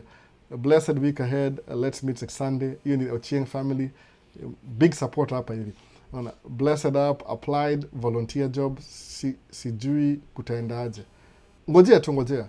Alafu apply to hiyo volunteer work hapo. Umechelewa kidogo though. Juu si unajua ile E10, Duke of E10 anakuja World Cup by the way. Ako niambia nimesema tu nimeblabber. Duke of E10 anakuja kama volunteer by the way. Duke of E10. So hope akikuja asirudi Kenya, baki hapa. Prediction. I hope by the way. I hope. Mtu najua kama unaona Aloy Kinda kuona siku moja. Aloy Ki. Juu mtoi wangu yoishi nini St. Louis, Missouri. Mtoi wangu mkubwa. So Albo need an invite to use one day, nitakuona kando. Mi siwezi kuwa na invite directly na mimi. Labda ni ile nikwambie guideline. Juu yangu nime-exhaust kind of. Sijui kuwa naelewa. Naweza kuexplainia tukiongea in person. Siwezi kuinvite mimi juu nime-bring family mzima hapa. Hakuna there's no, nime-run out of my options. Juu niko na only, my brother ata-invite na my mom. Nishamu-invite mara moja akanyimwa visa. So I'm out. Mi nime-run out. Unless nikuwe na kitu kama an event that I know about, ile iza facilitate vitu kama hizo. Unaona? But hiyo si ati ni sahi tu. Sahi siwezi invite anybody juu. How many brothers am I gonna have? Kama kuna one of the drivers akanidrivia, alisemanga, my mother-in-law is sick. My mother-in-law died. Alafu na the next, akasema, my mother-in-law is sick. Ask kumuuliza, akasema, okay. Ile, that's why I couldn't come to work. Akasema, madhaka alikuwa msick, akakufa, tena ni msick. Bro. Kusema tu sasa tunaona. Alikuwa ashada kudanganya mpaka imepindukia. Sasa imekuwa ni kama hiyo ndio the only excuse amebaki nayo. Unaona, I'm run out of excuses. That's what I'm saying. Mimi siwezi kuinvite directly Geoffrey, lakini tukiongea. Namba yangu iko available by the way. Kwa hii live, angalia live hapa chini. Angalia live. Hata hii live nime-update juzi, sikuwa najua by the way. Nimeangalia hapa live inasemaje? Inasema welcome back to the man cave. This time we're going live to answer your questions uncensored, unfiltered, 100%. Asipendi limeandikwa. Kuna gia nini? Kuna ile contact me, email address, WhatsApp, Facebook, Instagram, TikTok. Ziko hapo zote. Namba ya simu ndio iko very clear by the way. Siwezi isema, but if you want to contact me, iko available. Kwa hii live, kwa YouTube, kwa description section, utaona hapo kila kitu. Alafu because ya nimesahau jina yake, msewa Ohio. Ndiaka ile the cameras that I'm using and how much they cost. Naona sahi niko na FX2, niko na Sigma 16-28, natumia Shure SM7 DB ndio hii hapa hivi, Rodecaster Pro 2, Blackmagic 8M Mini Pro ISO, everything iko hapa hivi. Naona everything you need. So ukiangalia kwa description hii live kuna everything you need to get in touch. Naona kinipigia simu, it's a business talk. Mi sitafuti girlfriends, sitafuti wives, sitafuti relationship, side stuff. I'm not looking for anything like that. Mi niko hapa kusaidia. Ni out of topic. Siwezi kuwa naongea mambo ya personal development, alafu natafuta girlfriend kichini, side hustle. Hapana. I'm not looking for any girlfriend. Sikutumii pesa because umekaa poa, umenitumia pesa. I don't do that. No. Mi niko tu, life iko straight hivi. No, sitaki kuharibu anything kwa, I have kids to raise. Sitaki kuwa na shida mingi sana. Umeona? The last time we mess around, somebody got pregnant. Alafu, acha tu story mob. Anyway, I say, shukuru sana, thank you for hanging out with me. Imekuwa fupi, but I think mko na out game ya Arsenal. Tutaendelea next week basi. Naona. So, traditionally, peace. Naona. Hizi ni peace by the way, peace. See you in the next one. Tanzania TikTok juu I'll insist. Oh, please don't leave. No. Kama una miss live TikTok umekam sahi late kidogo, YouTube kwa Man Cave Talk live. Kuna archive huko. Man Cave Talk una recording. So anything you want, the whole thing recorded iko archived huko. Kama una miss anything. If you want to go watch again. Shukuru sana bana. See you on the next one. Come pia YouTube pia. Did we miss anybody? Hebu tuone. Are you sure you don't need a second wife? No, I do not need a second wife. If I marry a second wife, I'm gonna die. No. Moja ametosha. Enough stress. No. So I did a second one. Maybe second one labda ikue virtual. Ile AI. Anyway, I'm just kidding. Too many jokes. See you next time, guys. See you next time.